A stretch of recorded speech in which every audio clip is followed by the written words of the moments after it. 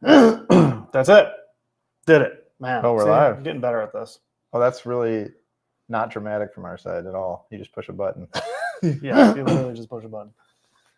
Yeah, I think we're rolling. We're rolling. Right. Hi, everybody. Welcome to the den. This is Jim's first time in the den. By the way, this is Jim. I'm Jim. Day. Yeah, first time here. I'm JT the Dusty Dutchman, as you may know. So we were last minute here. We just ate a bunch of pizza real quick because they're pre-game.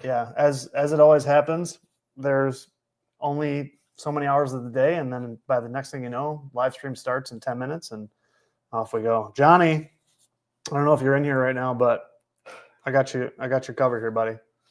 You are keeping my beer cold today, so thank you for that. If you're in the chat, I see.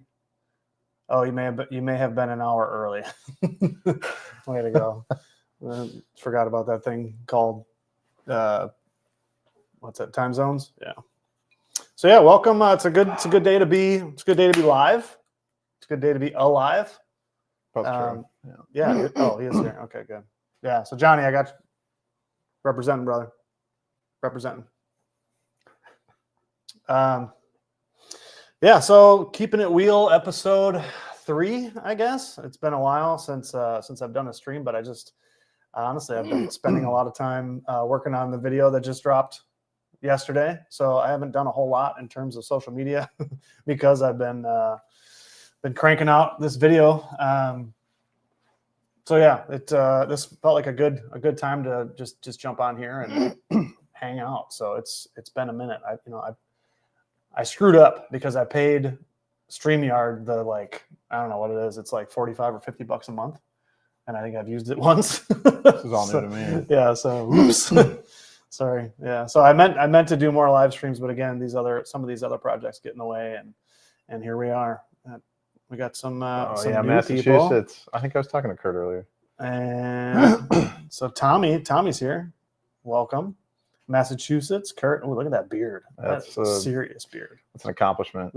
Nice. A drink to you, Kurt. Yeah, let's do that right now. Mm-hmm. Drink to that beard. Mm-hmm. So, that's an interesting beer. I inadvertently grabbed a sour beer. I wasn't ready for that. that was a bit of a surprise. So, yeah, welcome everybody.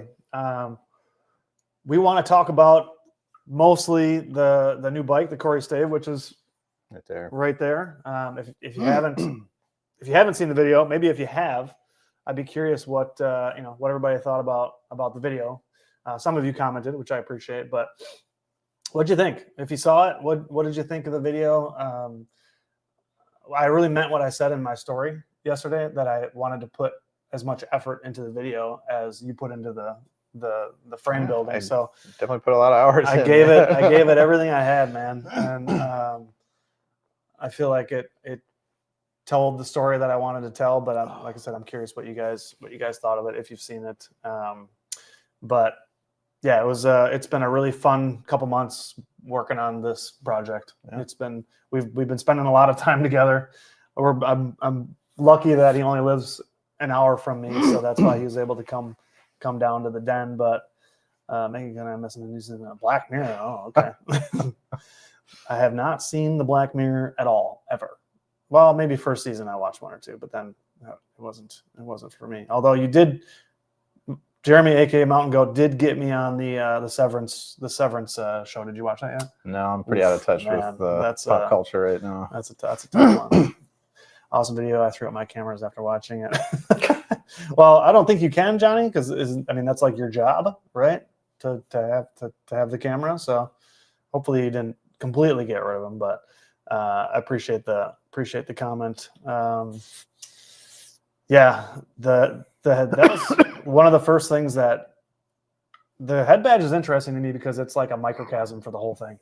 You know what I mean? Like the level of detail that goes into that head tube badge is the same level of detail that goes into the rest of the bike. There's a lot of story there. We could talk about the head badge. Yeah, talk. Dive in. Let's hear about the head badge.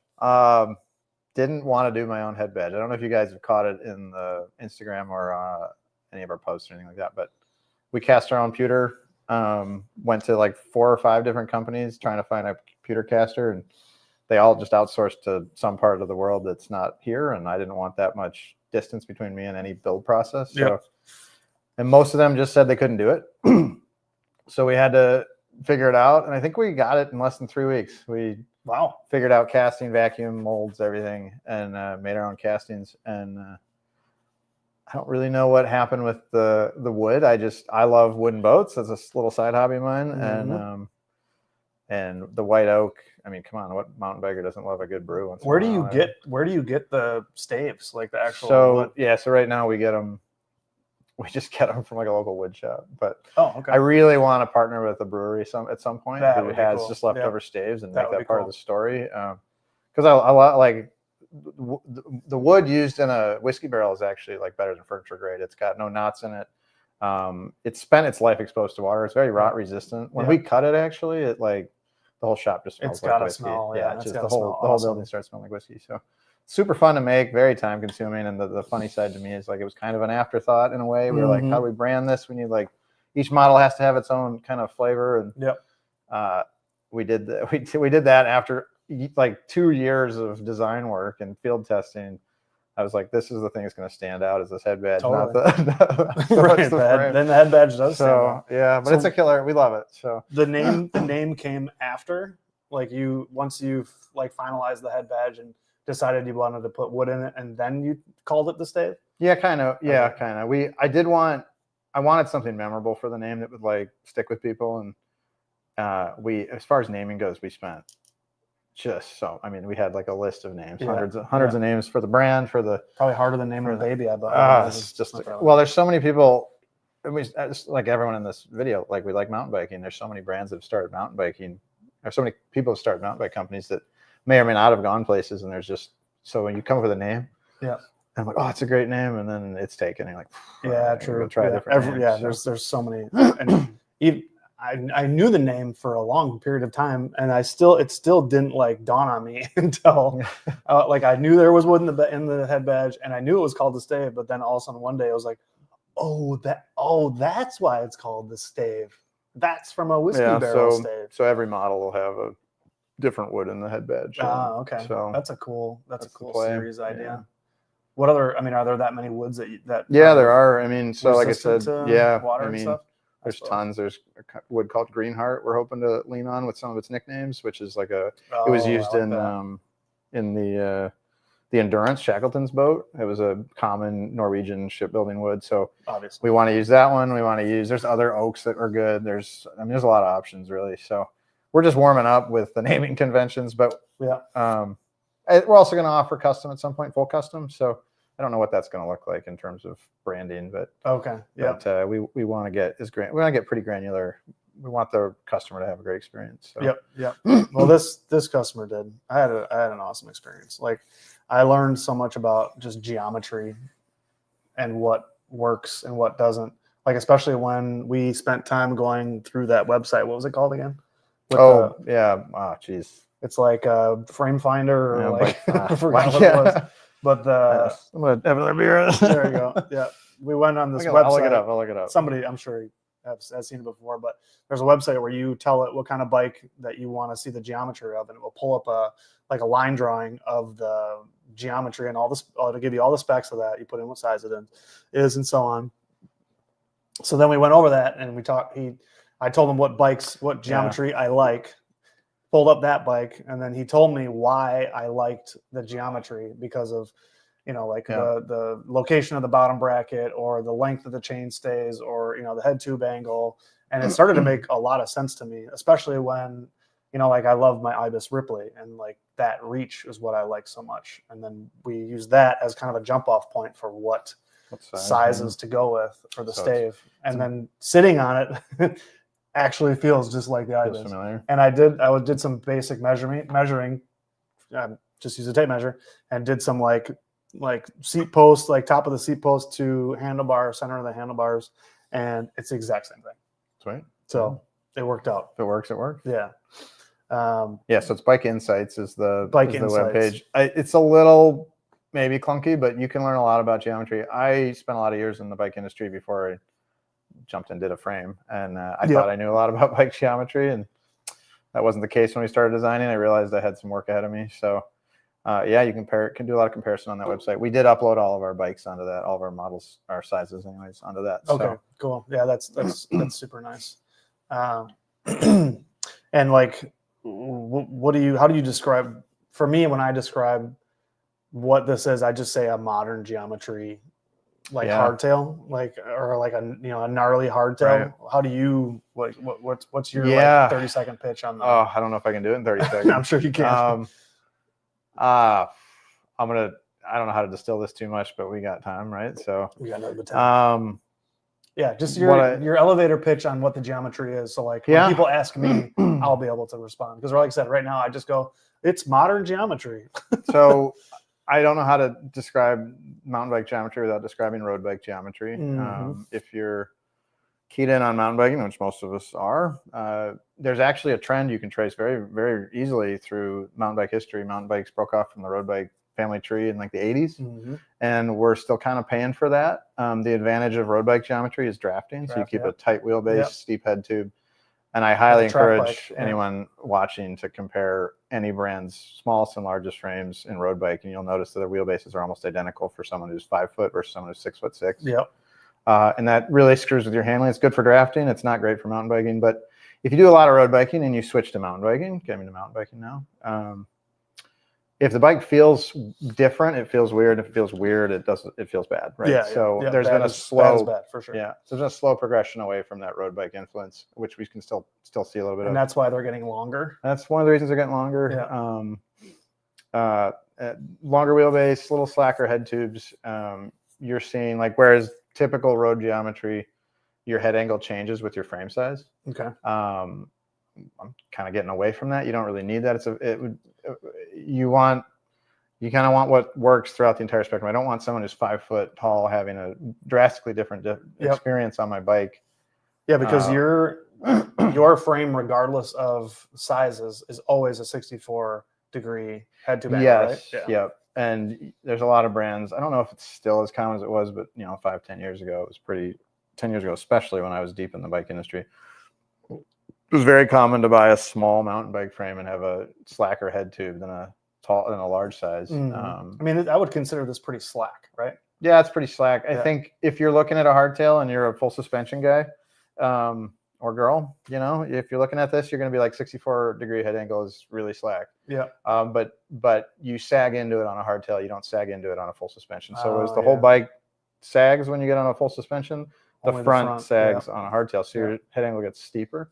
And if you've ridden a long travel hardtail from like the 2000s and it sucked, that's why, because they were copying. And that's what I'm used to. Yeah. So the long travel ones from that era were pretty unfortunate, because you'd sag into a really steep head angle, and it would really. So you start steep and you get steeper. Yeah. That makes sense. So what looks like works on a full suspension bike may work on a full suspension bike, doesn't always work on a hardtail. Yeah. So it's kind of, it does make it tough to like correlate the two. Like if there's a head tube angle you're looking for on a full suspension, that doesn't mean that's what you want on a hardtail. Yeah. And I think that and reach are actually two things that are important to think about when you select a frame for hardtail. Yeah, for sure. Head angle is going to change. Yeah.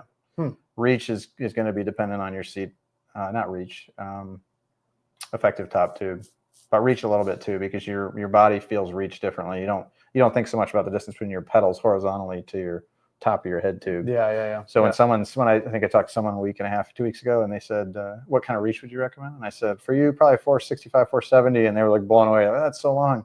But they're used to a different seat angle and a different riding position than we. Yeah, because it's relative, really. Yeah, exactly. Johnny wants to know, is metalwork new to you, or is it your thing? What you do, Johnny? I love metalwork. I don't know how else to say it. I made my own wedding ring. I made my wife's engagement ring, diamond ring. Love metalworking. I love art, love crafting things. Welding was a little new to me. But in terms of metal, like you've worked in so many different mediums. Yeah. I mean, I'm a career engineer, but I can't keep my hands out of the toy box, right? I always have to be building something. So made an aluminum tube frame electric race car in high school. That was kind of my first effort in welding tubes together. But coming back into it, I couldn't. You can cobble something together as an 18-year-old, and it's fine. Nobody cares. But when you're trying to sell a product, you got to get good. So a lot of our development time was learning how to weld really well. So. Yeah, and your welding training that are classes and all the training that you've done is like, how recent is that? 2.5 years ago. Okay. I think we did some. I used to work at EAA working on their old Civil War. I do a lot of Civil War stuff too. World War II airplanes, and I took some welding classes there for experimental class, and that was kind of the start of getting some real training. Welding airplanes. Yeah, which is amazing how forgiving 4130 is and what you can get away with compared to aircraft aluminum. Yeah, I imagine. Yeah, boy, there's a whole tangent there, but yeah, I love working with metal. So what do I do? Well, currently I'm a engineer in the automotive industry. I'm in charge of a lot of transmission and engine control programs. So control solenoids and valves for a lot of different brands. That sounds super interesting. It's something I'm proud of. Yeah, I know, but it's also like forgettable. Like you don't sit next to the bar and be like, how do you like your park solenoid?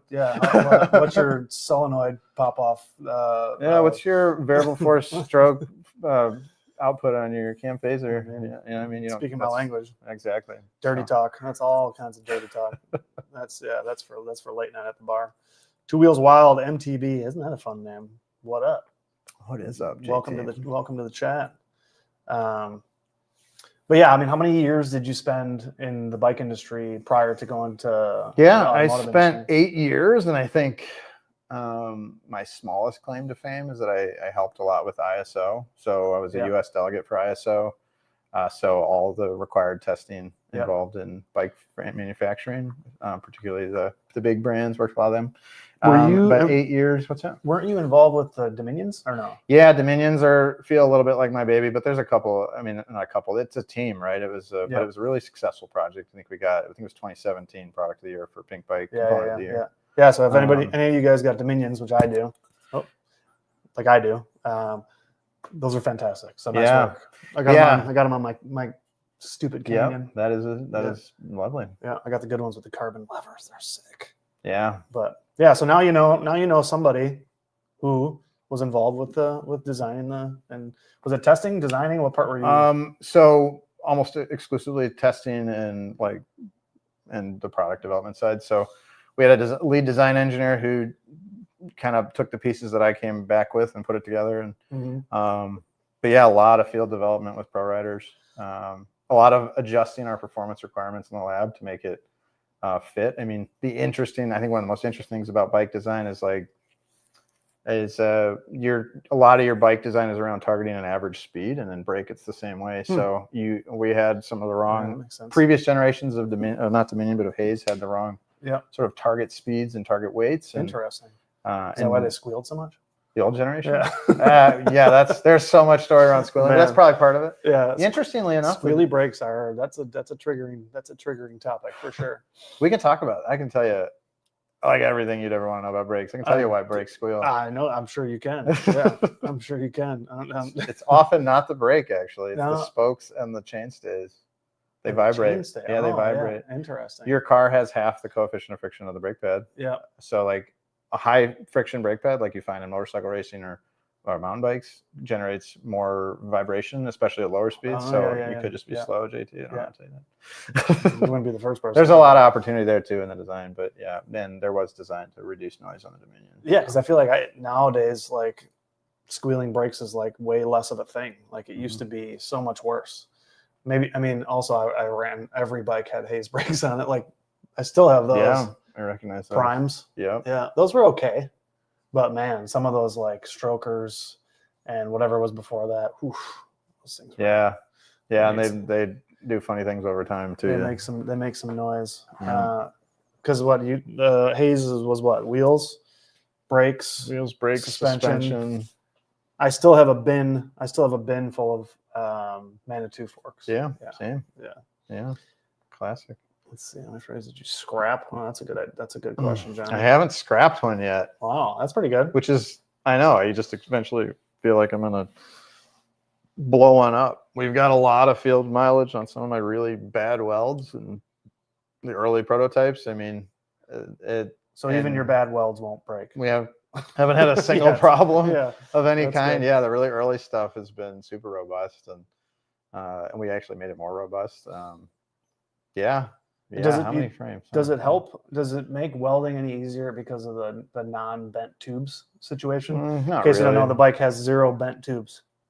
Yeah. No, they're all straight tubes. Every single pipe, every single tube on the bike is straight. So, Yeah. but yeah, does that give you any benefit in terms of like strength or? It definitely gives you a lot of benefits.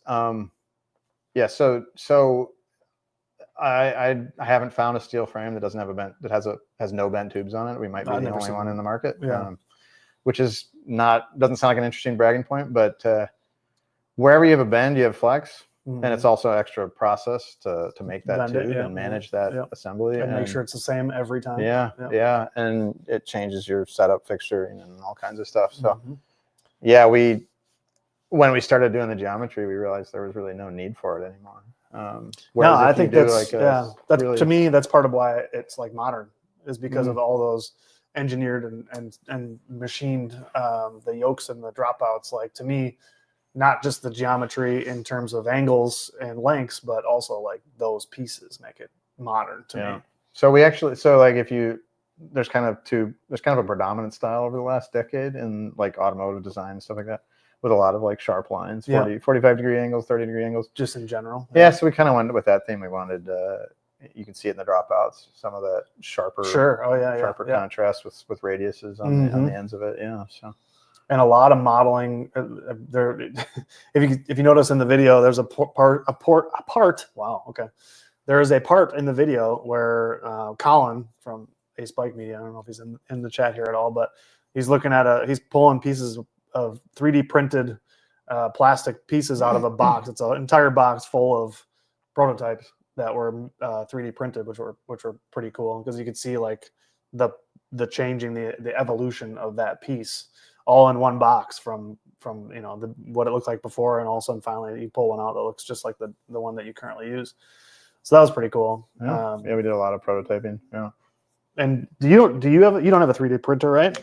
I do, but it's not a very good one. Gotta move on. Yeah, that I feel like is such it's essential. A huge like benefit to people who design nowadays versus what prototyping used to be back in the day. Like to be able to I think those parts don't exist in a lot of cases if 3D printing is not available to prototype. Yeah. You know what I mean? You have so much freedom to be able to play with that and really dial it in before you actually send it to the machinist. Yeah, we built rear triangles with 3D printed components. Yeah, just to see how it would look and fit up. And still got it wrong on the first try. I had to grind some stuff out. Yeah, but haven't scrapped one yet. Yeah, we're still riding them. So yeah, and you got a couple bikes in the DuPont area, right? Or some guys. Yeah, we did most of our test riding in DuPont. That's where we did a lot of it with when I was at Hayes. Yeah, a lot down in North Carolina. When I sent the first prototype down to get test ridden,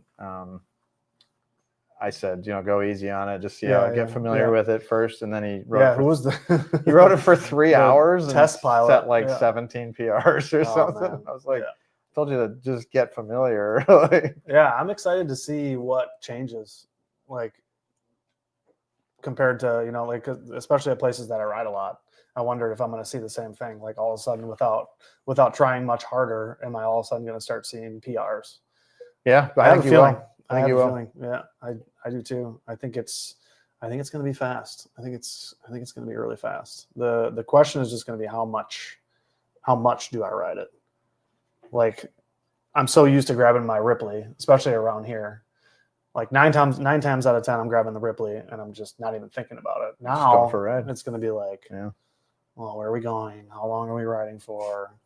And the Canyon only comes out if I'm, planning on hitting big jumps and drops. But now I would like to try all that on the hardtail as well. So, yeah, we'll see. We'll see what. So we do see our test riders turning really fast downhill times on it. It's mind blowing. We actually held what is it, KOM? Yeah, we held a KOM on a downhill in Pisgah National Forest for a little while. That's cool. And that kind of blew our minds. The hardtail, the biggest, I guess if there's one thing that I didn't cover when you came over last time, the hardtail has a huge advantage over full suspension in terms of design because of its center of gravity. So I can put your center of gravity right where it needs to be on a hardtail. Yep. But I'm counting, if as a design engineer, if I'm building a full suspension, design a full suspension, I'm counting on you to figure out where to put your center of gravity, how you set up your suspension. Right. And I also have to count on the general user not really setting it up in a way that I intended it to be. So I have to raise your bottom bracket height a little bit so that you don't. So if you like a ton of sag, you're not gonna hit the ground with your pedals and so that's another. We really did design it around getting your center of gravity low, and that's where you really turn fast times. Am I gonna hit my pedals on this thing? No, not really, unless you run like 80% worst. sag. So That is the worst. but we don't have to worry about that, right? Yeah. I can just get you where you want to be. Yep. I'm excited to not slam my pedals into rocks. I had the most problem with that on my my Norco site back in the day. That was probably like 8 years ago. This is before like 170 and 165 cranks were a thing. I just thought you put 175s on everything. So I had way too long of a crank on a bike that was really low in the bottom bracket, and I just would smash my pedals constantly. I hated it. Yeah, Johnny. I was about to actually do that today. I was going to take the Canyon down and put the hardtail on the wall, because then it's all hardtails. The whole wall. Yeah, look at that. The whole wall will be hardtails. Yeah. The hardtails are, man, there's just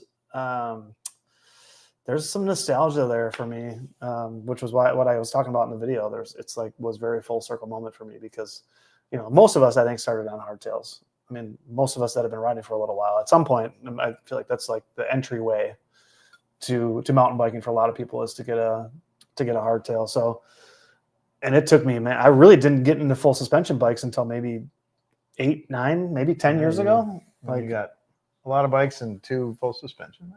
Yeah, I mean, pretty much. Yeah, exactly. It took me a while, because I was so used to riding a hardtail, and then I was just riding more and more and more, and that's finally when I was like, okay, my ass can't take this anymore. Like, I need something else. But I was also riding like a very rigid, very steep, head tubed, like. There are trails like North Kettles in Wisconsin. That's going to be one. That's going to be the test. That's going to be the litmus test. That's a tough one for me on any hardtail, but everything else I'm way faster on. So, what's up, Mark? Welcome to the chat. Are you podcasting tonight? What happened? Mark and I were like correlating, trying to figure out time wise, because he was going to do a podcast today at like 6:30 his time. So I was trying to make this work so we could give everybody a nice marathon of live content tonight, but I'm not sure if he's streaming or not. And if not, I think it's Joey's fault. We're blaming Joey. Yeah, poor little Canyon. I haven't given up on it yet, Johnny. I haven't given up on it yet. I put the Dominions on it. I think I'm going to put a new electronic derailleur system on it from Wheeltop, and I'm gonna keep riding it. It's not dead yet. Although it's not very high on my list, unless I'm going somewhere where we're gonna hit a lot of drops and stuff. But no show. Okay, no show tonight. Is it Joey's fault? Tell me it's Joey's fault. Damn Joey. Hi, Mark. Hey, Johnny. Where were we? The Canyon. See that, and you told me why. That's a funny story, actually, because remember we were on Bike Insights looking at geometry, and we pulled up the IBIS, and I was like, "This is what I like," and you're like, "Oh, I can see why." And then I was like, "This is what I don't like," and I pulled up the Canyon, and you were like, "Yep, I can see why." And I can't remember what the term you used, but it was something along the lines of like basically from the bottom bracket back. You were like, "That's shit." And I was like, I agree. But you could look at that stupid line drawing, and you could tell me why. That was that our conversation? Yeah, I remember looking at the other. That was the first time that we used that website, which I would encourage you guys to try that, because if you're shopping for a new bike and you're trying to get into like specs and angles and all that stuff that's hard to understand, use that website. You can plug in the bike that you have, and then Right. plug in the bike that you might buy, look at the differences on there, and they overlap. Right. So you can see what the differences are. So you get two tables, and on one side is the bike that you have, on the other side is the bike that you want, and you can see the differences. Now, if you don't have someone like him to tell you what matters and what doesn't, it's not as easy to interpret. But what I learned from him now, I have a little bit better understanding of what makes a bike feel a certain way because of geometry. But that was really enlightening. But yeah, pulled up the canyon. You said, "That's shit." That may have been my words. Yeah. Let's see. Oh, Lauren's in the chat here. Heard some distinct podcasts like that from us. Had to come down soon. Mm-hmm. Yeah. Yeah. You should probably know by now, Lauren, that like Wednesday or Thursday night, something's going down. Like someone's live. Someone's blowing up the chat. You know how this goes. Ooh, this is a new one. I have not seen this person before. BNSF. Burlington, North Santa Fe, baby. Wow. Is that Burlington, Iowa? Is that where that came from? I guess we're getting off Oh, you topic. guys might But see Jim drinking a spotted cow. Yeah, you're right. Yeah, well, that's some good detective work. We are in Wisconsin. We're seen Wisconsin, to be exact. yeah, we're in Wisconsin. Yeah, in the Dutchman's Living it den. up. Yeah. But yeah, I don't even know what I'm. This sour thing is weird. Oh, it is session sour. He's struggling with it. This thing sucks. I don't think I like sour beers. I think that might be the issue. You guys Not the beer. Do you guys like sour beers? I'm not a big sour beer guy. That's my other expensive hobby. Yeah, I love it. What's that? Beer or trains? I think either one is good by me. Yeah. Oh yeah, you're a train guy too, huh? My neighbor is a train guy as well. Well, welcome to the chat. You're here to see Jim, but while you're here, join the team. Jim Day, is that your stage name, or did your parents just write that? It's stage name. I made that one up. That's No, pretty that's straight from my homeland. My parents gave that to me. good. And your wife's name is Dana Day, Dana Day. It's an alliteration. which really it's easy to say. Dana Day. Yeah, it's a good one. Dana Day. Yeah, I think I would probably call her by her first and last name at all times. Dana Day. Yeah, I'm not a sour beer guy. You gonna kill that one though? I gotta get through it. You feel like you owe us you gotta kill that beer, yeah. Yeah, I gotta get rid of All this right. thing. I was planning on moving slow, but Anybody else drinking tonight? No, it's Thursday. Thirsty Thursday. Greg, haven't seen you in a bit, but then again, I haven't live streamed in a bit, so let's go ahead and smash that like, yeah. Help us out. Thanks, Johnny. You always know. I always forget that stuff. You'd think 4 years into this thing, I would remember to mention these things. So I really does 3 miles one out there. That's a great question. know. The Dells. it's a cool area. I don't It is. know that there should be I mean, it's close enough to Madison. Just go to Madison. There's a million trails in Madison. That's for sure. Yeah, if I was in the Dells, I think I would just drive a little bit farther and go to Madison because your options are endless there. Yeah, I'm trying to think. So I used to live out in the driftless near La Crosse, Oh, yeah. and at the time, mountain biking was sort of like they didn't love it out there, But it was like and the Dells is probably the same. Beautiful spot for some trails. I think they have good There's gravel. got to be some. I think there's some good gravel out there. Certainly good gravel in the west half of the But state. mountain bike trails, man, that's interesting. Yeah. I've never thought about that. Yeah, they don't really have. They just have tourists. They got a lot of tourists That's a fact. and a lot of chlorinated water. I got all that. I have all that in the refrigerator, Mark, and I just accidentally picked a stupid sour. These are so popular. Why, like, I don't know, man. it's like juice.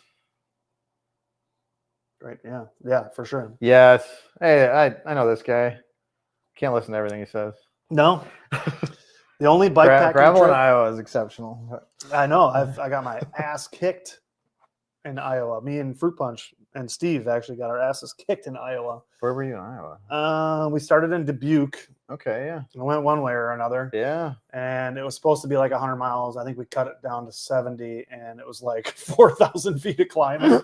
So we were way in over our heads, and like the campground that we went to was terrible. It was. I made a video about it long. It was near the Field of Dreams, though, right? I don't know. That's where it's at. Yeah. Oh, that's right. Yeah, you're right. Yeah, you're right.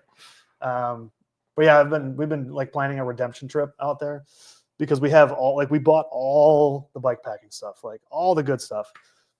One time, used it one time. We all put it away. Oh, really? We love it. So speaking of gravel, thank you, Tom. We're planning a gravel bike, my wife and I. So That would be cool. we're planning a couple more bikes. We talked a little bit about how there's gonna be other names coming up, but yeah, that means other models. So Yeah, that means you're gonna have means you're going up against that thing. that's a fact. Yeah, Yeah. that's my bear claw thunder hawk. JT's gonna weigh in on the design a little bit. I hope so. I love that bike, and so we'll have to play with that website again Yeah. and throw that See geometry where up we there. land. Sure. And I will also, I think it'd be interesting to go back to back steel versus titanium and see what the differences are, because Yeah, we can unpack that right now a little bit. Actually, tell me why. So we actually intended on doing titanium all along. So we bought all of our equipment around titanium. It's all ready for back purging and welded titanium. Yeah. And as I got into the design, I realized there's a couple of fascinating. The big benefit to a small builder with titanium is actually that you don't have to paint it. True. That's one of the biggest benefits. That is a big benefit. It's a huge benefit. You can anodize color it, or you can leave it alone and brush it. Yeah. Which is huge like benefit, yeah. what Chumba, a lot of like there's a couple. Yeah, there's a couple brands. that Yeah, do like a raw I with think like Sage does it too. There's a few. Yeah, Yeah, that's yeah. pretty They're cool. good. They're good bikes for sure. Yeah. So that was one thing. I was like, hey, that's really attractive. I would love to not paint a bike. It's Yep. a lot of work to paint a bike. Yep. Especially in his Turns shed. out. He paints bikes in his shed. That's By the way. Literally, his shed is like a mini paint booth, and it's insane the quality that comes out of a shed. Yeah. It's a nice job. It's a nice shed. It is. I mean, it's set not up. that nice. It's set up to paint. And I guess, if you're only painting bikes, you don't need a big paint booth. You just need a paint shed, Yeah. which is what you have. So to close the loop on titanium, we want those dropouts that you saw. If you watched the video that JT put out earlier, you saw the dropouts. You can check them out on our website. It's a lot of machining. I wanted really specific behaviors out of our frame, and to do it in titanium would have been astronomically expensive to machine all that. So you could say we could 3D print it, but we can't 3D print that kind of flex properties without risking, because 3D printing, you start to risk like inclusions or voids and early fatigue failures that are harder to plan for or design out, So, so we couldn't go 3D printing. It was machining, and if it's machining, we're talking about like a 1 1/4 inch by like 6 inch by 4 inch block of titanium. So the price is going way up. So the other thing that's interesting about titanium is that it's behaviorally, it's actually, if you look at the math, you can Google it, the yield strengths and the flex, I think it's Young's modulus there. It's very similar to aluminum, it turns out. It's twice twice as dense, but twice as strong. So it ends up seeming like it's half the weight. They're almost like behaviorally identical to aluminum, which is weird. So it's kind of a weird thing. So that's just a long way of throwing shade at my titanium. Yeah, it's an okay bike. No, I do like titanium, and we still plan to do titanium. This man comes into my house. I give him beer. And he talks yeah, crap about and he puts me on his show. And my titanium bear claw. Yeah. I'm so glad you're here. Yeah, it's been fun. It's been fun for me. We got some questions. I do have a question though. Okay. Just real quick, yeah. like off the top, how much more expensive would the stave be if it was titanium? If we did it in titanium, because of those dropouts, it would at least add like $1,200, $1,500 just in my raw material cost. Okay. So, okay. I'm glad you didn't there's do that. so much machining of our yokes are machined out of solid block or dropouts. I mean, it's probably higher than $1,500, but trying to be conservative. So we wanted made the right choice. Yeah, we wanted a certain behavior out of the bike, and we knew we could get there with steel and not drive it. Those specs are interesting. Like I said, when you really look at the properties, like the behavioral properties of titanium versus steel, that's interesting. Yeah. Right? Isn't that a good one? I'm pretty sure you probably have 1 or 100 of these, right? How's it feel in my hands? I don't know. I'm sure you hold his heart in the palm of your hand, don't you? I'm assuming. So what's that like? I mean, I just have his fun face. You have his. Wait, is his heart. face on there? Why? Oh, look at that! Yeah, it is. yeah. I didn't see Yeah, that. look at that. What's his name again? Look at that chin line. That's John. That's Johnny. Johnny. Yeah. Johnny, I know you from a picture on a koozie now. Yeah. Look at him. Just a happy guy. This is what we're looking at, by the way. Look at that man. That's a happy guy. Hey, he's smiling. Yep. You wouldn't be smiling. You know what? If you were drinking this beer, Johnny, I have seen some of your work, and you do smile. I would say he's a happy dude. Yeah, he is. It takes, depending on my level of attention to detail, shouldn't call it that. I should call it OCD. It's probably the right time. Yeah. Between usually about 25 hours to make a frame. We're hoping to get that down, but our whole vision through this whole process was a lot of times when you start with a design, you look at the process and how can you optimize the process to get to a product. And we went backwards. We went, what's the product we want? And then how do we build a process to get us there? And that's a little bit of like a head game, because you're always like, am I really going to machine all those blocks of steel? Yeah. But that's the ride quality we wanted. So our process to make each frame is longer. Part of that's just me getting more familiar with like a smooth step-by-step build process. And part of it's just wanting to give the customer the best product we can finish with. So it takes consistency. Obviously, it has to be consistent. Yeah. So we'll get that time down a little bit, but the goal is always going to be the end product and whatever it takes us to get there. So what's a sustainable like goal as far as like a throughput time or I think a good goal is probably 15 hours for a single builder. I do all the work myself. So if you're tuning in late, excuse me, I'm hitting my mic. Sorry if you heard that. Bear does that. We cast our own head badges. We source all our own materials. I don't do the machining myself. I do have a friend who does that in Wisconsin as well. But yeah, the design is all ours. We actually even insourced our even some of our head tubes. We started making our own head tubes just to continue to have robustness in our supply chain. Which is important, especially now. Now more than ever. If you're building your own frame as like a hobby, you'll quickly find that like you can't always get everything you want. And we're small enough that we don't have any buying power. That was the other reason we started doing stuff ourselves. Is like, well, if I wet paint, I can turn it around instead of wait on a supplier. If I do it myself. So 15 hours is a good target. But we're going to get there when we get there. But you can see it, like when you look at this bike, when you see it in person, it's crazy. I don't know. All of us have seen a lot of bikes. Like we've seen a lot of frames. We've owned a lot of bikes and seen a lot of bikes. Like there's very few times where one like actually like stops you and like is stunning, or like actually stunning, like where you just go, I have never seen anything like that before. Like legitimately had never seen a bike that looks like that. Like not just the color and the overall like, I don't know, silhouette of it, but like the closer you get to it, the more you look at it, you keep picking up. Every time I look at it, I pick up more like little details in it that are just wild. I'm from, the brand is, we're in Lisbon, Wisconsin. Right now, we're in, where are we? Racine or Sturtevant? We're in Racine County, Sturtevant. So southeast side of the state. Yeah. Where are you at? BNSF? Yeah. Where you at? That's what we all want to know. Is where are you at? Besides the green. We got another new person. BYO Motorsport. Welcome. I don't think I've seen you in we have the bronze. We have the bronze color. We're actually working on more colors right now. So everyone's wondering. What's the name of the bronze? Gilded bronze. Oh. So it's like a gold lettering. The Gilded Lady.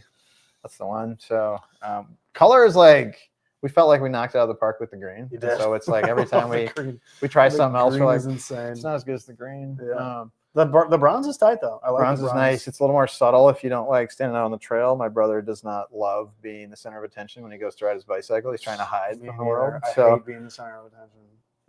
If people try to talk to me about this bike on the trail, I swear I'll be like, this is your whole vibe.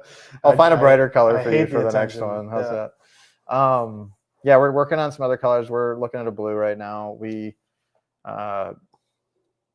want to offer full custom color, but it's actually with wet paint, it can be kind of decision paralysis for the consumer, because it's like, you want a green bike. Well, man, there's a lot of shades of green in the world. And when I go to the paint shop to pick them out, I can't simplify that experience for myself. So we're trying to pick colors that look really good. What we've noticed as far as color goes is we go to like dealerships, so pick out colors. We're like, because when you go to the paint shop, we use like super high-end auto paint.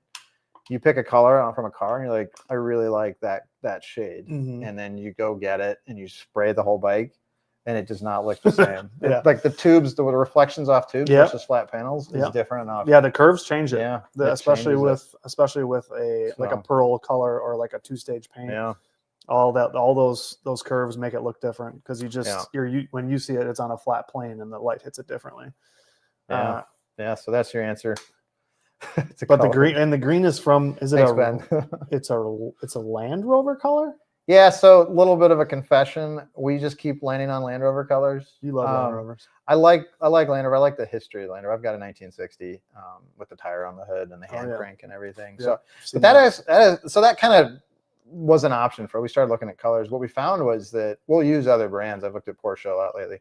The luxury brands and the higher end, the more sporty brands and stuff like that, they tend to offer a wider range of colors, and they also are brands that tend to get copycatted a lot. So you'll start to see a few years later. Yeah. It trickles down. So when we pick colors, I'm looking through. There's a Porsche database. I don't know if any of my friends in the Porsche fan club, maybe Ben, maybe you know this, the guy that asked the question.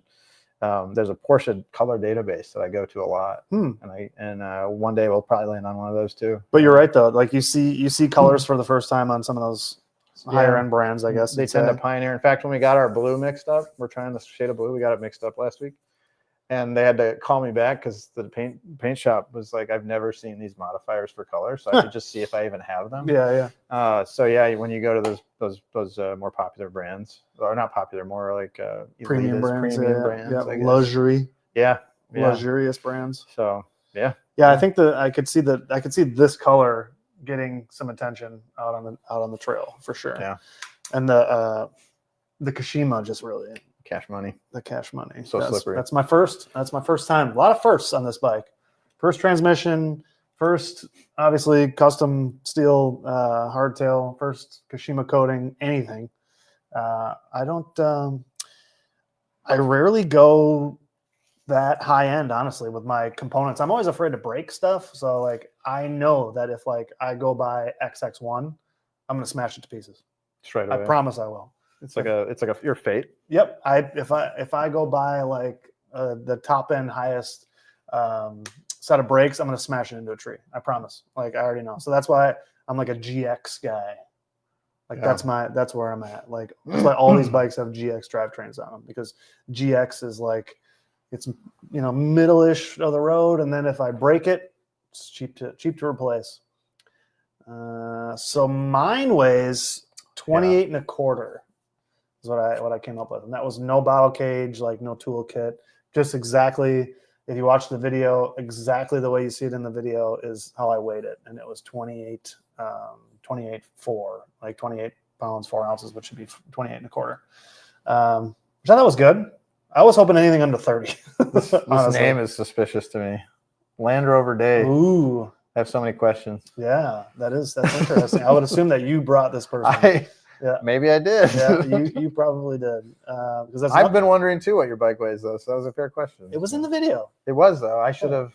I was just so in awe of your art the whole time. You did watch it. Right? I watched it like 4 times. Okay. Yeah, you're a magician. But yeah, 28. So I was pretty happy with that. I was like I said, I was worried. I don't know why. I guess I was like concerned about how heavy it would be compared to like my carbon race hardtails, like 23. So I was worried, like, is this thing going to be too heavy because it's steel and it's kind of, it's got some heavier parts on it because it's a burlier build. Yeah. So 28, I thought was good. I think that's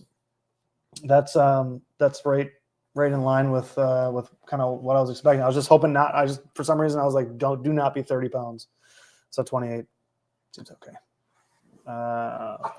Northwest. Oh yeah. I'm so glad you're here. I love Indiana, and I get picked on a lot for it. I'm obsessed with Indiana. One of my favorite trails. I used to ride like Finale Ligure, San Remo in Italy, and I've ridden Whistler, and I did a lot of testing. Can you take this? I got this one. You got this for that? I love Indiana. Yeah. So one of my all-time favorite trails is actually in West Baden in southern Indiana. All-time favorite.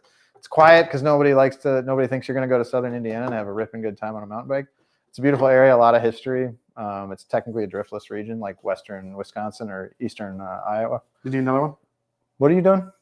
No, I'm good. I'm still working. Well, may as well grab me another.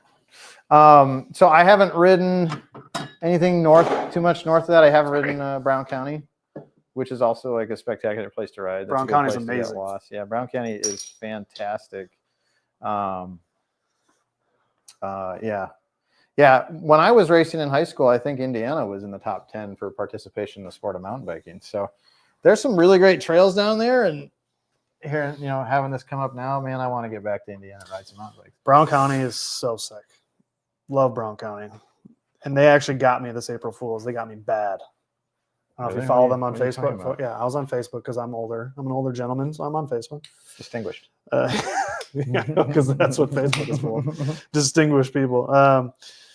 So they got me on their April Fool's because they did a post about putting in a chairlift, like a bike lift, with all the specs and everything. Like, how much is it going to cost? Yeah.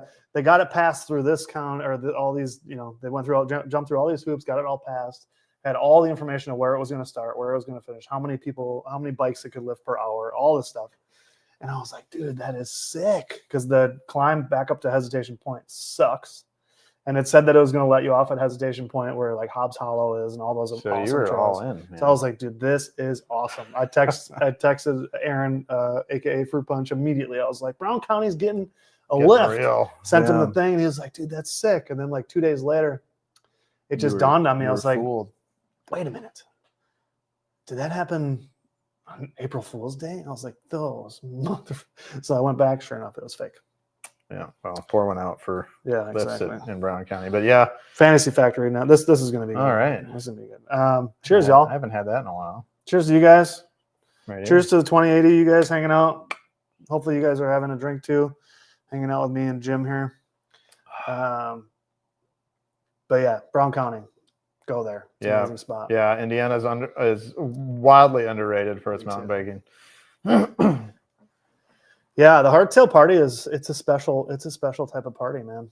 It's at least it's not single speed because as you can see, I have that too, and that I rode single speed hardtails for a long time, so I'm glad that at least this should be totally different from that because I got all the gears now. Yeah, I can see from looking at them. Yeah.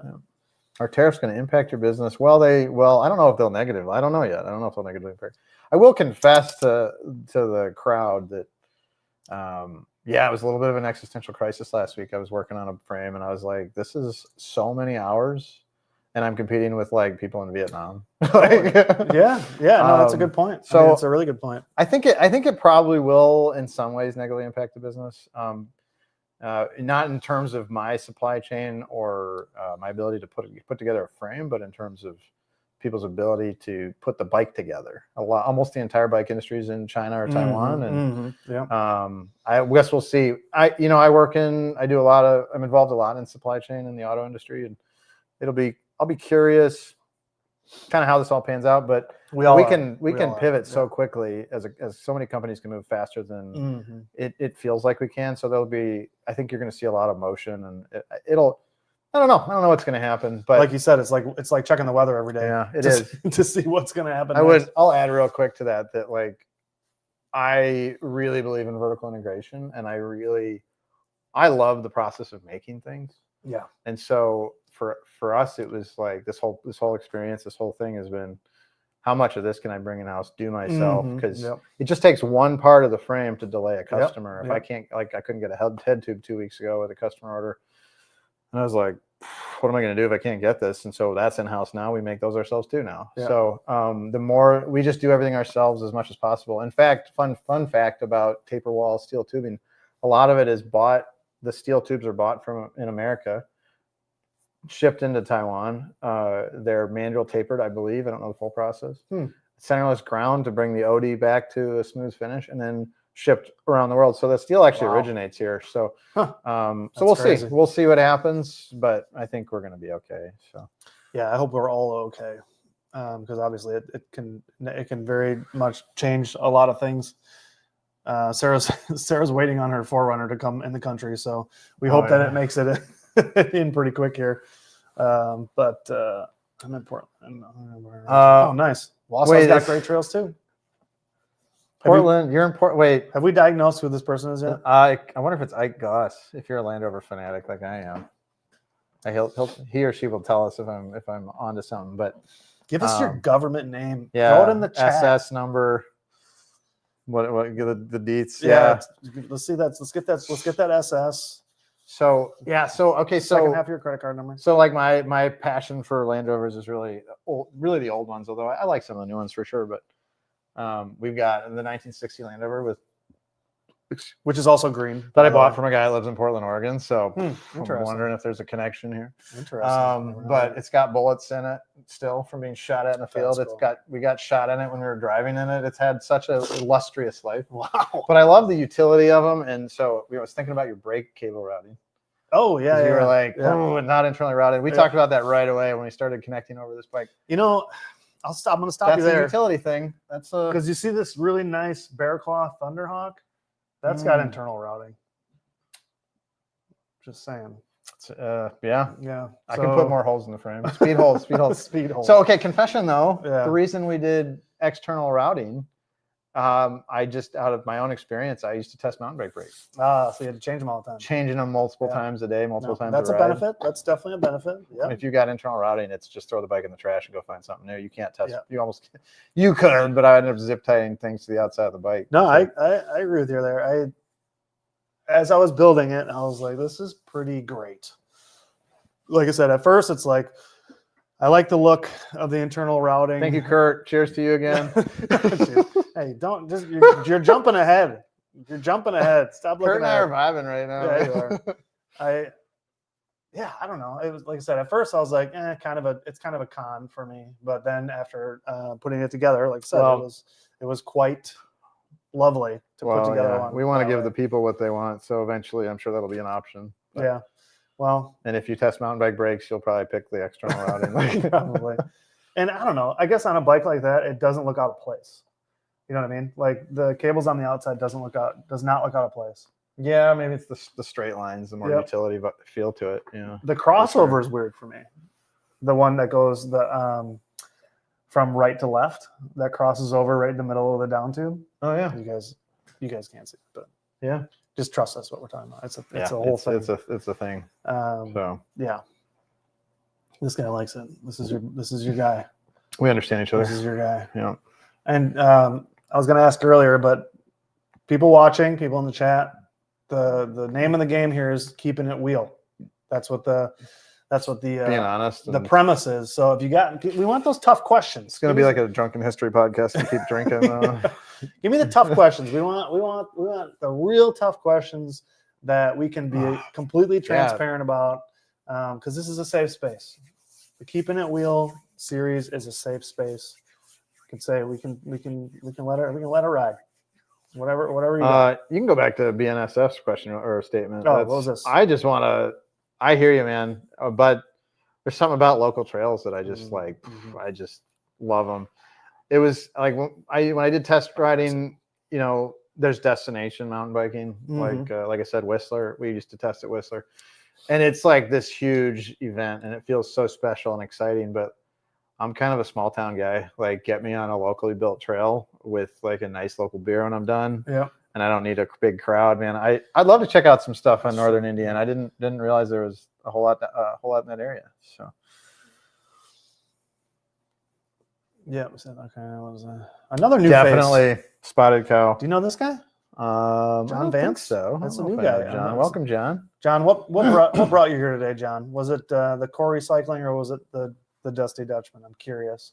But thank you. Welcome to the chat. Thanks for chatting. Welcome to the only the finest. To the live stream. I hope you're having a drink yourself, maybe a Spotted Cow. But welcome, new faces. I've seen a lot of new faces tonight. That's pretty cool. That's exciting. We've bringing this bike. So this is a lot to unpack. There's a backstory. There's a lot to unpack here. You wear tight clothes, huh? Oh, I'm you paint them on. Huh? Usually when I ride with Jeremy, I'm full XC, like full. Give the people what they want. Race mode, like the tightest clothes I can find. all the Lycra, I pre-shrink it. Everything I can possibly do, because that's how he rolls most of the time. Pre-shrink it, huh? I just made that up, but that's his style. Is lots of very hard miles. It's pain, a lot of pain, a lot of miles. But he calls it Sunday baggy Sunday, like it's like to make it sound better, like it's going to be chill. But and then it's usually not chill. Like usually that's when we set our. He looks like a fast man. PRs. He's an extremely fast man. I can see it in the picture. He's got quite the reputation in the area. Yeah, look at his picture. Look at it. He's got pain in his eyes right there. Yeah, he's bringing the hurt. Yeah, and that's what he does on Sunday, baggy Sunday. So he always shows up in baggies like he's going to be chill, and everybody else knows better. Just massive quads. Yeah, tremendous. Yeah. Keep it wheel. Life was better before or after. Keep it wheel. Life was better before or after social media. I mean.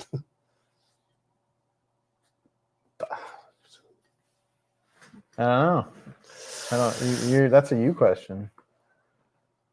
Man, is it like, are we saying like social media / internet, like kind of the same? Are those one and the same? Like when the internet came, social media came?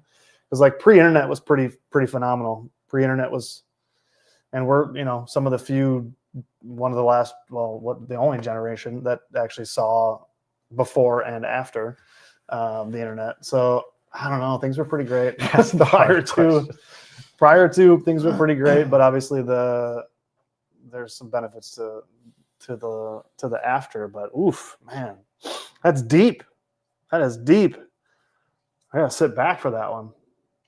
What's your answer? Stew on it. I'm not sure if I totally track with the question. So was it? Yeah, it's just in before general. Or after social? Just in general, before or after social media. Yeah, was I life. love falling off the map. Life was better, or it wasn't before. I do love disappearing from the world. It is that pretty seems nice. to be harder than ever. So. Yep. For me, it's a win. Right? If I can lay down in bed and put my phone down without looking at it, that's a win. That's like you did it. You conquered the day. Yeah, that means I avoided my addiction for 10 minutes. If I can just get in bed and not look at my phone, like I get in bed, I'm like, boom, call that raw dogging it. if I get in bed and I put my phone right, Sarah will look at me. She's like, "How Aboriginal of you." Raw dogging it, huh? I'm like, yep. I'm standing up. I'm standing up to the to social media. No, you're right. That is a hard question. Yeah, man. Yeah, wow. More of that. I'm gonna be more of that. Pondering that on the drive home. That's tough. No one even such casing. That's pretty good. That's how I look too, Johnny. So don't feel bad. I'm afraid if I wear a Lycra, people are gonna think I'm fast. That's my problem. Oh, God forbid. I don't need any of that. Every night it's design bikes or ride bikes, and you know what I chose to do. So you've done some designing. I'm a little behind on the riding. You have done some. Aaron, aka Fruit Punch, was in the chat the whole time. Just hiding. Wow. Cheers to you, Aaron. Good seeing you. I hope you had. I think you brought this over, so thanks for this. You've been. Oh, that's the carbon. Okay. Yeah, this is carbon. I'm pretty sure you brought this over, so thank you for this. Have a lovely evening. You got to come over and check out the new bike soon. Our generation that grew up. Yeah, it's true. I used to. Yeah, absolutely. I used to run around the neighborhood with no supervision, and now it was pretty great. It's different. It's different times. Yep. It's crazy to think that like back then, everything that we did was like never on video. Nobody got it on video. Now I just assume that everything that happens is on video. Somebody's ring camera or something, or like a traffic camera. Like almost like everything gets recorded. But yeah, that's Fruit Punch. That's right. That's that man right there. That's the Fruit Punch. Huh? So these are a lot of these names going to be at Creator Camp. The Creator Camp. Yep. Yeah. Yeah. So Johnny, Mark, those of you in the chat that are coming to Creator Camp, he will. I'm be there as well. Fully planning to be there with some bicycle or two or three with some bikes, so you guys could ride something like that. If not that one, I mean, you can take it for a ride. I mean, you don't get to ride it before I'm riding it, but is it untamed right now? Has it not been on the trail? No, anywhere. Not even on the pavement. No, it hasn't left the basement. It's a nice basement, so it literally has not left the basement. I rode it out that door, did a little loop-de-loop, came back, and then put it right back on the thing. It's so perfect. It's just so perfect. I'm excited for you. It's so perfect. I'm afraid to ride it. Like I'm excited, but I'm also afraid. I wanted to do once a month, but I didn't. This is only the third in like 6 months, probably 5 months, maybe. I usually, when I want to do a live stream, because I always feel like Wednesdays and Thursdays are the good days. So I'll usually text Johnny and text Mark. And I'll be like, are you guys doing a show? Because if they are, then I'm not going to. But those guys put on some shows and they're way more consistent. Like they do almost weekly. So I just, I'm not trying to like get in on that space. So I just let them do their thing. And whenever I can fit mine in, I'll do them. But I guess I usually save them for like special occasions, and maybe I should do them more. I don't know. What do you guys think? Should I just do them more, like at least once a month? I don't know. I pay for it. I should. I might as well use it. I have all the stuff, and I really like doing this. And if you guys get some good entertainment out of it, then I can certainly do it more often. What is the hardest one? Another new face. All right, on William. You know William? I think I know this gentleman. That's a big fish. That's a monster. He probably caught it with a knife. That's a big fish. I think we've been distracted by your photo here of you wrangling a beast out of the depths. What is that, a Chinook? Jeez Louise. Did you ride it first? Or is that a marlin? Johnny, is that a marlin? Can't tell. I'm not really good with fishes. Anyways, it's probably the last of its kind. Probably. Don't tell. Yeah, hardest part of welding. There's a couple answers. It's all got its own challenge. And as a frame builder, you want it to be beautiful, and that's like the constant like goal, right? You're reaching for. Mm-hmm. I go high on my amperage at the start. Some different thoughts on that. I don't preheat. I don't always preheat. I usually don't preheat, but I hit it with a lot of amperage at the start and just get that puddle moving as quickly as possible. And you try to move quickly through the weld so that you don't generate too much heat and get a bad heat affected zone. But I do run a little hot at the first arc, the first time I burn open a puddle, or start a puddle. So that's probably the short answer. I'm not preheating. I know there's some advantage to preheating. The walls are so thin though for these bikes that you don't really see a lot of preheating in mountain bike frame building. It depends on the area. If I've got a spot that is a lot of metal, like towards the dropouts,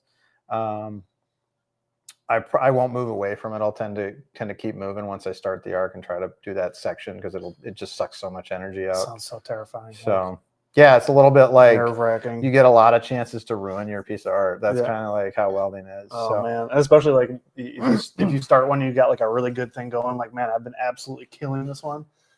And okay. So even the fans on my welder, if I like move out of the way a little bit and I didn't cover the fans, it'll blow my. And I had that problem with some of the early prototypes, and it's just like maddening. It's such a judgment zone, like welds. Like obviously your dimes or whatever you call them, like your welds, right? The look of your welds is such a judgment zone. Like I feel like that's something that people pick apart like unnecessarily sometimes. Like, like the way that they stand tall, or like, the penetration and like just the consistency of those dimes. Like people really, really, really can pick apart welds, like when they're so visible like that. Yeah. It's a really rewarding process doing the welding. But brown trout, Menominee River. How now, brown trout? Caught with a helicopter. I missed the first time of the show, so please forgive me. Background and story. Well, raised in the wild by wolves. Is that your story or your background? It's the whole story. Okay. They taught me how to weld. So real quickly, I actually grew up racing mountain bikes. In high school, I was a top 100 finisher in the Iceman, believe it or not. That's my last claim to fame. Yeah, how long ago was Smoked that? both my knees doing that. Yeah, I was 18, so that would have been 2001. So back when there was like 100 riders. Yeah. But nonetheless, I'd like to see someone else. No, we're proud of you. We're proud of you. So I was super committed to racing. That was like what I wanted to do with my life, was race mountain bikes, and I blew up both my knees. Nice. So at Iceman? Like a month after Iceman. Oof. I remember the day. We'll pour one out for you at Iceman. Yeah, that was the end of it. I'll be there. Oh, that's right. We're planning to be there. We won't be racing. We'll be having a tent, assuming we can get down with that. Anyway, cool. And then got back into mountain biking years later with Hayes. Started working at Hayes, developed a lot of product with Hayes, and then got out of that, and now we're doing our own thing. So That's the shorthand. Yeah. For you. Bikes, man, when they get in your blood, they don't leave. Yeah. There's a lot there. Yeah. So they're like STDs or something, I guess, right? You just can't get rid of some of them. Yeah, but you can treat. Yeah. Some are treatable. I've heard. I don't know all the ins and outs. Would But you rather case a jump or get bucked on the takeoff? ooh, case 100%. Getting bucked on the takeoff is like one of my biggest fears. Well, yeah, but getting bucked, you can still case a jump, and you can do both. Yeah, you can do both. So I guess casing a jump is like you're picking the least of the two, right? I feel like that's the least. Yeah, it probably is the least. Although when you land a bucked jump, you're like, you kind of feel like you like an astronaut actually. Yeah, because then you'll nose and then come down kind of hard to do one of these. I'll say this: one thing that the Canyon is good at is casing jumps. So good at it. It's a feature. Yeah, that is a built-in feature. But it will take a case. That thing takes cases like the public defender. It does really good. There should be a bike named the Case. Is there a bike? Does someone know that? You can do We that. could do that. That could be us. I guess I make bikes. I could do that. I guess you do.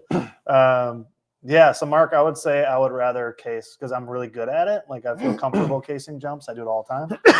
It doesn't.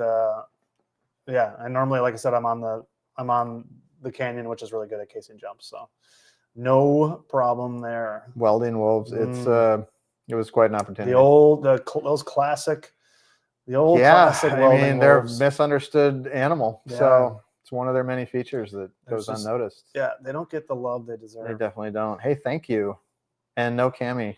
Yeah, right on. No chamois. No chamois. Yeah. Chamois. Chamois. Chamois. Sorry, thanks. Yeah, that's he built it. Yeah, behold. Yeah, he built it. Well, he built the frame. I built the bike. He put the rest of it together. I get to ride it. That's the truth. But thanks. I would recommend. Let me encourage you to go watch the video. I just put it on my. It's pretty dope. Yes, it's a dope video. Is that the only hardtail in the arsenal? For now, it's the only one. We do have designs in the 3D modeling and our 3D modeling software for a shorter travel hardtail for like the XC crowd. Yeah, and then we're working on a gravel bike, but we've been real busy as of late. So it's one of those things that if I keep filling orders, I'm going to not be launching new models. I'm going to try this summer. We really want to get them out this summer. So yeah, there'll be more. And I think there should be more. I want to kind of take that little jump off from this question.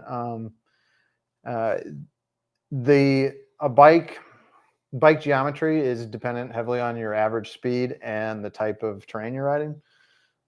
So there's not a great weapon for every trail. If a bike manufacturer is trying to tell you this is the best bike, you probably heard these things. You can kind of see through them. There's not really a golden standard that'll work on every trail. If I were running a World Cup team, I don't know what the UCI allows. I would want a bike frame for every trail that we're riding, each different trail, because there's enough of a difference in the way you ride your bike across different terrains. And if your average speed is low because you're doing a lot of tight turns, you're generally going to do better with a little steeper than our 64-degree dead. If you're doing a ton of tight, slow speed turns. If you're just ripping super fast downhills with just some berms and all, that's where the longer wheelbases really start to shine. I like to say that the alien technology future of mountain biking is in automatically adjusting geometry. And I don't know when we'll get there. There have been a few brands that have tried it, and it's so complex and heavy, it kind of fails. But we'll have more. We'll have more bikes. They're coming. So get some AI in there. Another new face, Micah T. Says you're an incredible man. Was I there when you took that picture? That's a great pic. Is that where we went swimming? That might be. That's gotta be Colorado. Oh, really? Wow. Looks pretty sweet. He is an incredible man. I'll agree with that. Co-signed. Thank you, Micah. Cheers to you. Yeah, nice work. Way to come in here. We're just gassing him up. That's all we need. I call him for this stuff. Yeah. Is that what you were texting great earlier? Things about myself. Yeah. Tell me how incredible I am. Say I'm incredible. Thanks for coming to the live stream. Thanks for getting in the chat. It's good to see some new faces in here. And also, all of you guys in there that are on Instagram, make sure you go follow Quarry Cycling because they got some good stuff going on there too. So bucking sounds nice, depending on the day. I do feel like when you land a crappy jump, you do feel like a superhero. I mean, it's Yeah, I mean, you change one letter there, and it's just a totally different thing. It gets dicey. You know what I'm saying? A little sideways. You could just change the one letter of nice.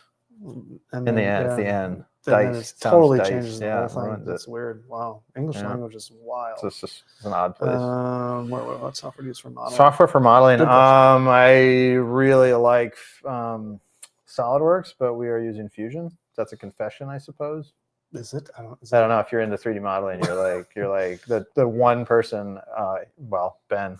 I thought you guys were talking. We're both into modeling. Nintendo games for a second. Yeah. So modeling for photography. Yeah, that I know. Yeah. Yes, we use Fusion 360.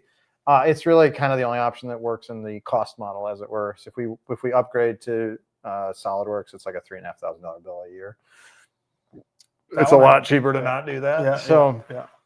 But Fusion has a few limitations. The FEA software, we do a lot of our like force analysis, has a few kind of challenges with the constraints for like pivots and stuff, but we work around those and make it happen. So yeah, that's it. Fusion 360. There is a bike CAD software out there that's pretty good for a lot of applications. We started the whole business intending to do full suspension. So we didn't want to start with hardtails. We wanted to go straight to full suspension. And we just saw that there was a ton of opportunity in the hardtail space for better geometry, better design, and a few extra features. So, and it was an easier place to kind of warm up to. And so that just made a lot of sense for us. But yeah, Fusion 360 instead of the Bike CAD software, which is Bike CAD's really geared specifically towards, I think, hardtails. I don't know that they can do a lot with full suspension. I was hoping that you used Fusion 360. Yeah, he's been dying to hear this answer. I told him way better than Fusion 350, which was terrible. Yeah, not as good. 350 was 20 less good. Once they came up with Fusion 360, that's where things really got going. Yeah, they did a full circle. Yeah. Because I remember Fusion 320 back in your youth. That's how long ago. You're an old man. I was fusing so long ago. Johnny. What's going on in your household right now, Johnny? Something. Are you guys on the same? Like, are you both sitting on the couch right next to each other? Are you in different rooms? What's the scenario there? I'm curious. Are you at dinner right now? Like the two you're just sitting at dinner, like just chatting? I love it. I'm just curious. So yeah, what else? I did want to talk about. I did want to keep it wheel about the pricing on your bike. Can you let's be honest, it ain't cheap. It's not cheap. No, especially like the hard part for me when I was making the video is like so many videos that I watch nowadays about mountain biking is like the $2,000 carbon full suspension bike from Costco. Like that's like the thing. Like that's what's so popular right now. And like what is it like? Intense 951 is a big one. There's like really, really cheap polygons that do a really good job. Like they do great builds at like $2,000 to $3,000 bikes. Cisco, I think is in Cisco. I don't know. Cisco, I don't know what it is, but that's another brand that has a really good like entry level carbon. So like how in the space of mountain biking, how do you have a $2,500 frame versus and I understand it. Like I know what it takes to manufacture by hand. Like I understand where the cost comes from, especially as a one-man building team. So it makes sense to me. I'm just curious how do you like what's your argument there to someone who doesn't get it, someone who's not me, who doesn't understand, and tries to see the difference between your $2,500 intense 951 versus your $2,500 steel frame. There's a whole lot of answers to that question. So I'm going to start by bursting the carbon bubble. Okay. Please do. If you're an aggressive rider, you're riding your bike to the limits of its traction, which is tied to the force of your weight against the tire, which is a leverage race. So that's true. So if you're riding a carbon bike, you're riding a small, medium, and large base sizing, and every one of our test riders could feel a difference of 5 millimeters in the wheelbase. Okay. So 5 millimeters. So in carbon sizing, which is mold after mold after mold, I think they're like $60,000 to $80,000 molds. Yeah. They're trying to reduce the cost of that frame build by reducing the sizing options. Which means that you're almost certainly getting a bike that doesn't fit you. And which is I can attest to that. For And sure. so, and there's no way around it. You're giving up performance if the bike doesn't fit you. And so, I'm not necessarily dogging on carbon. I love carbon. I don't think we're ever going to do carbon, I'll be honest. And that's not because I don't want to chase that as like a halo goal. It's because if I do carbon and I'm stuck with molds, I'm probably stuck with sizing that's not going to fit. True. Yeah.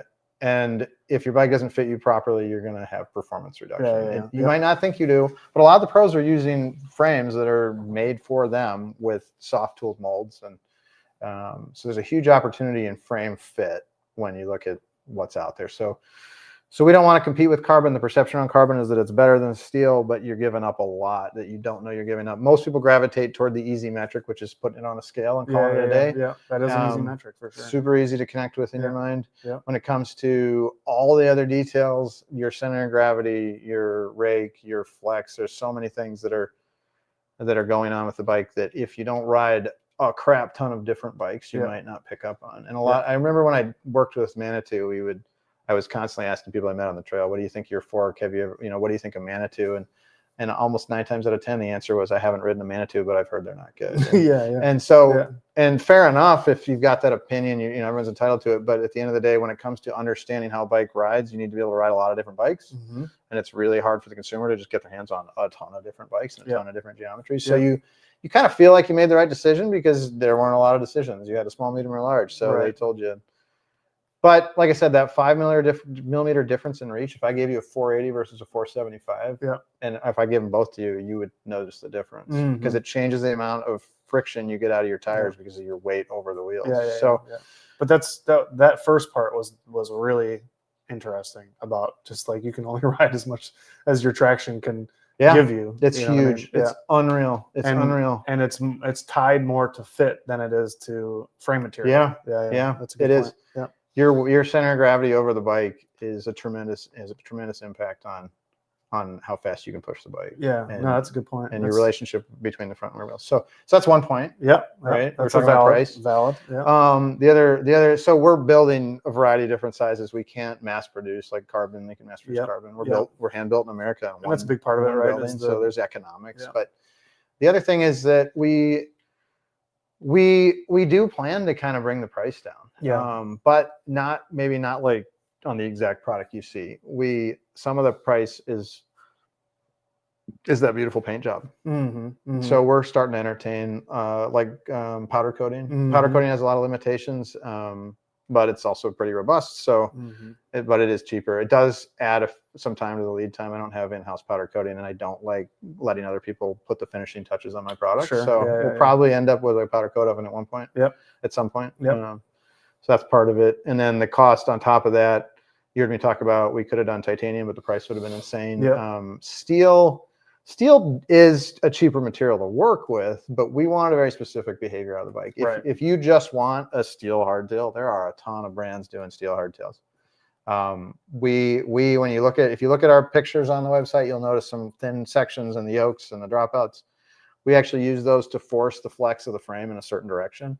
Your mind, when you look at this with your mind, you think that's where all the flex is. It's actually not that simple. Those parts are actually forcing the tubes to bend in a vertical direction. So the tubes are still doing the bulk of the work. It's not where you think it would pivot, but somewhere else. You think it's happening all at those yokes, but it's actually forcing the tubes to bend in a particular path. So super cool. So you do get a huge benefit out of that. We really did maintain the lateral stiffness of the frame compared to like that steel hardtail right there.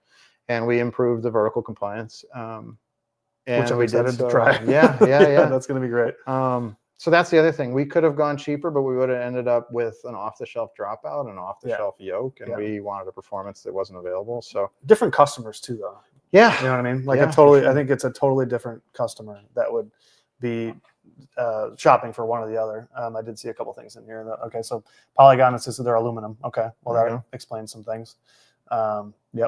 Mike, also a new face, so thanks for being here. Welcome to the stream. Thanks for getting in the chat. I'll have to let you tell this story about your wooden wheel bike. Oh man. Let's see here. Well, we did get a lot of comments all of a sudden. I was talking done. through pricing and what action camera do you think would really pick up that bike on the trail and why? would really pick up that bike on the trail? What action camera do you think would really pick up that bike on the trail, and why? In what way pick it up? Like color-wise? Beautiful color. Great color. Can you specify a little bit more what you mean here, Mark? What do you mean by pick up that bike on the trail? Like the way it rides, maybe? Let me know.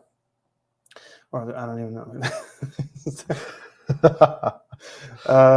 see. Vampire Bikes has the 3-in-1 Geo. Oh, I haven't seen that. That's interesting. That's a good path. Yeah. Yeah, this is a good point too. Yeah, I mean that's a huge, to me, that's a like almost like that's a huge part of it for me, is the handcrafted piece. Like, and it's from Wisconsin, so that means a lot to me. So this was when we went through our sizing chart. There are not a lot of brands that do a lot of sizing charts or sizing options that you can just click a button and buy. There's usually this, like the custom builder. It's like you're on the phone with them all the time and they're like messaging you back and forth. Or there's the small, medium, and large sizing. So we wanted an option that was like 98.5% as good as a full custom. I would say it's better than full custom. We'll come back to that, but didn't have the granular feel of like you're on the phone all the time, right? Where to put your bottle mounts and everything. No, I felt like that was a good happy medium, where it still felt very tailored, but not to the point where it was overwhelming. Yeah, you know what I mean? Like where we're sitting here like discussing millimeters. Yeah, I can get you to a fit really quickly. I mean, that wheelbase is going to play such a huge role. The other thing is that we will add custom as an option. In my head through all this process was Jeremy Clarkson on Top Gear from back in the old days, where he's trying to set up his BMW at the track, and he's like, I don't know, you're the experts. You set up the car for me. And he's pushing all these buttons. Yeah.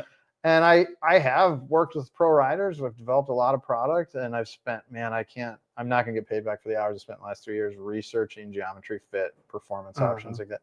So I want the customer to just trust that I can give them the best experience. And I'm telling you, this bike is really exceptional. When we took a KOM on a downhill in Pisgah National Forest, where a lot of North American companies test product, that's crazy, with a hardtail. Yeah, that's crazy. I mean, that's wild. We did our homework. It's a really fast bike. Yeah. I think you did a good job too explaining to me like what to expect, like where and why it would be better. You know what I mean? So like I have like an idea in my mind of what it's going to feel like based on our conversations, which I think you have to be good at that. You have to be good at being able to describe it to sell it. Yeah, so you know what I mean? Like if you couldn't tell me what my brain wanted to hear based on when I'm trying to buy something, I want to make sure that you're telling me the words that I want to hear based on what I want, right? Yeah. So we did that. Like you did that. You were able to tailor the geometry and get me in a size that would get me what I wanted. Yeah. If that makes sense. Yeah. Thanks, Kurt. I feel really strongly about getting as close as possible to a good ride for everybody. So the size you mentioned before, smaller people are riding the correctly sized bike.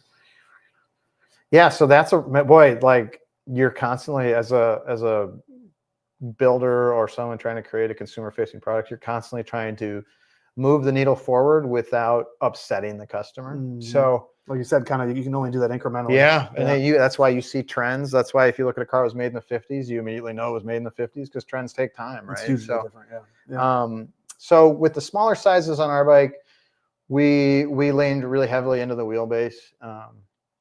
And you're getting to the point where it's the best fit for a 29-inch for a small rider. We could have dropped it. We actually designed a 27.5 small frame, like in the small category, we'll say.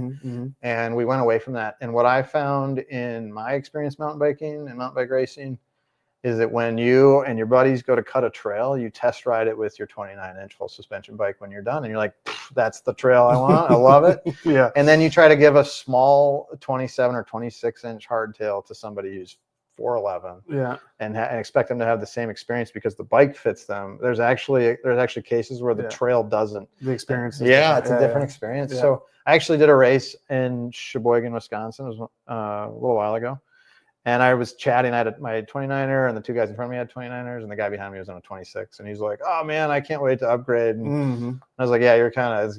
I get it. I have a lot of 26-inch bikes too." And we were joking about the wheel size, and I hit a hole in the trail. Yeah. and I barely got through it. And Uh-huh. I went to chat with him again. I was like, "Hey, did you get through that hole?" And he didn't get through the hole. He It didn't totally make it. stopped him. Yeah, I did So- that plenty of times on my 26ers. Yeah. Plenty of times. It's like buying a painting or something too. To know you have a bike from someone who took the time. Yeah. Yeah, I think. Yeah, that's that handcrafted piece Yeah. for sure. Yeah. And I guess, yeah, and that piece to me, like when I'll just to be transparent, like when I've spent some time, like I spent a lot of time researching titanium bikes, right? I looked at a couple of companies when I bought my Bear Claw. I looked at, there's probably 3 companies I was looking at for titanium. And so I had an idea for pricing, right? Like I knew where it would be price wise. You're looking ahead again. Sorry, I'm way into this. He's training me. So like when I went to look at when I finally went to your website and looked at price, it didn't, like, to me, I was like, that's what I expected. Yeah, we were a little bit on the higher end of hand built. Yeah. But That's on the exactly higher like end it of hand was. built, so. It was almost exactly what I expected, Yeah. based on the time that I had spent looking at titanium hand and not handmade. Like this, like that's not handmade in the way that yours is handmade. This Sure. bike, you know what I mean? Let's see, man, I'd be out with it like tomorrow if the weather would cooperate. Yeah, it's been not great. It's been underwhelming. As soon as some trails open up, I would say next week looks good. So I'm hoping next week is supposed to warm up and dry up. So I'm hoping to get out next week somewhere local. But I will be going to the new telemark trails either mid to late May. So they have so there's the Canva trails, obviously, that are in Hayward and Cable area, but they're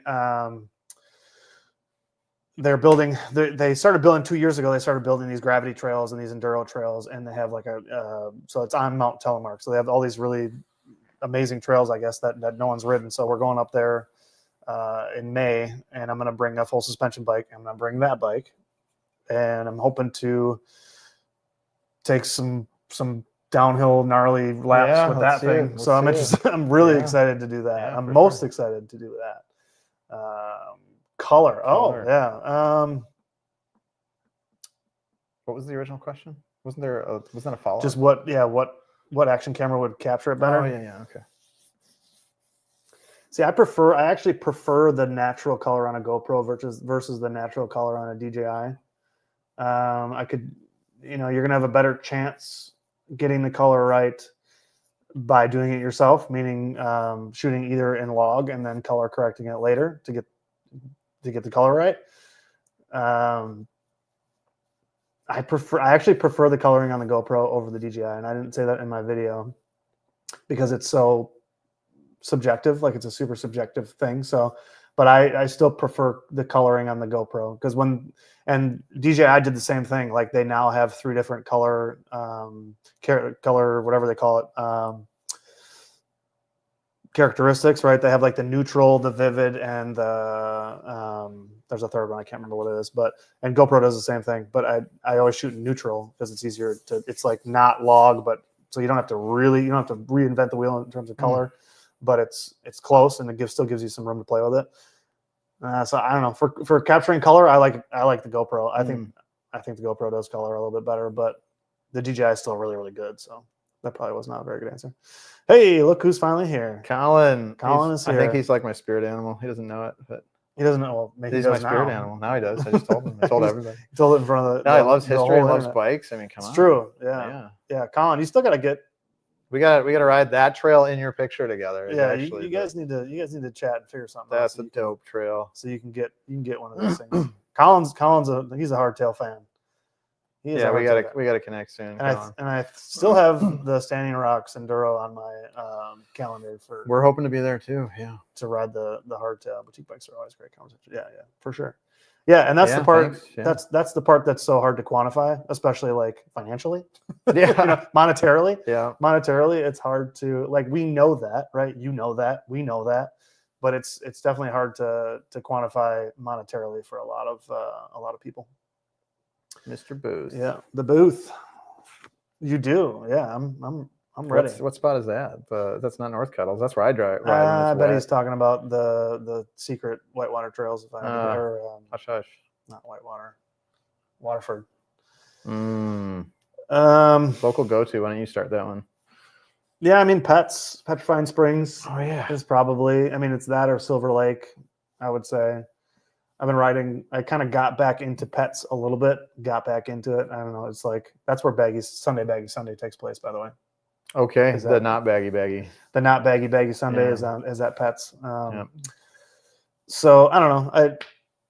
Pets has gotten strange, but I'm getting used to it. I guess it's more rideable than it used to be. It was really good for a really long time, and then it got really bad, and now it's like getting more rideable again. I don't know. That's a whole nother thing. Thank you, profiles. Thank you. Profiles. Thank you. Appreciate it.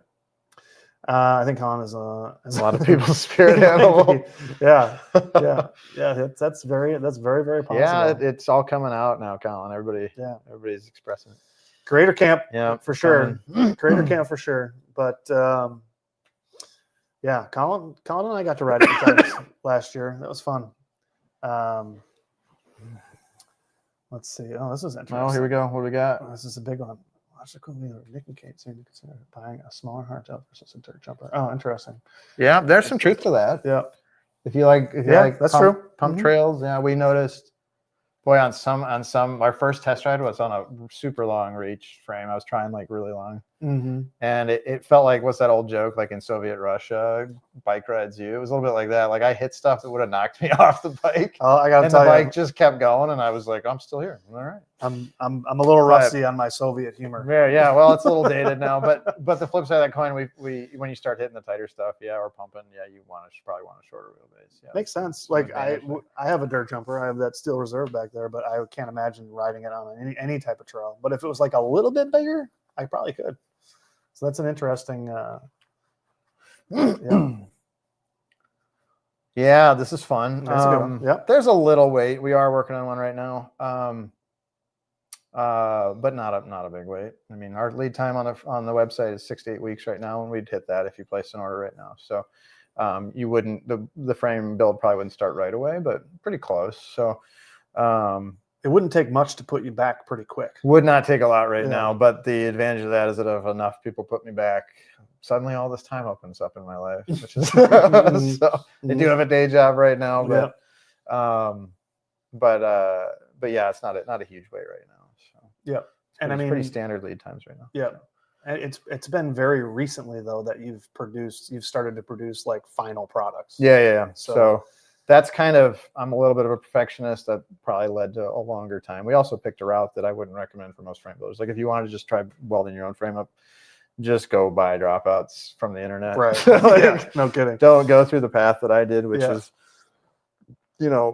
tons of 3D modeling and stress testing and field testing and what is strain gauge testing? Strain gauging. Yeah, we did strain gauging. So you basically, it's getting a little nerdy. I'll simplify it. Give me the Dusty Dutchman we version bought of this. we bought Meaning the dumb version. Thanks. We bought modules from China that would go in a bathroom scale, and then we wired those up to little sensors called strain gauges, and put those on the back of the frame at the stress points, and then used an AIM-EVO 4 data act, which is a really good data act for mountain biking. It's used almost exclusively traditionally in auto racing. Super good, weighs less than your water bottle. And that's how we did it, 5,000 hertz, so 5,000 times a second. Wow. Right? 5,000? Yeah. That's the data that's ripping data. Yeah. And you really need that because you can, otherwise you'd like lose your peaks of your force in the data. So, and that's how we correlated to our FEA models, which is like our 3D stress analysis. So that was the cheap way to do it. So you actually had data have data of that you can actually back up like what the strength is or what you can expect or like So it's not a shot in the dark by any means. No, it was definitely a rewarding experience to make your own strain gauging out of bathroom. It's pretty wild. Yeah. There's some limitations to that, but we got. I want to see the behind the scenes like photos of that. That's all. Yeah, we got you. Well, next time you stop over, I'll show you. That would be cool. So yeah, we did some of that. But. That's interesting, but that is a measure of stress, right? Yeah.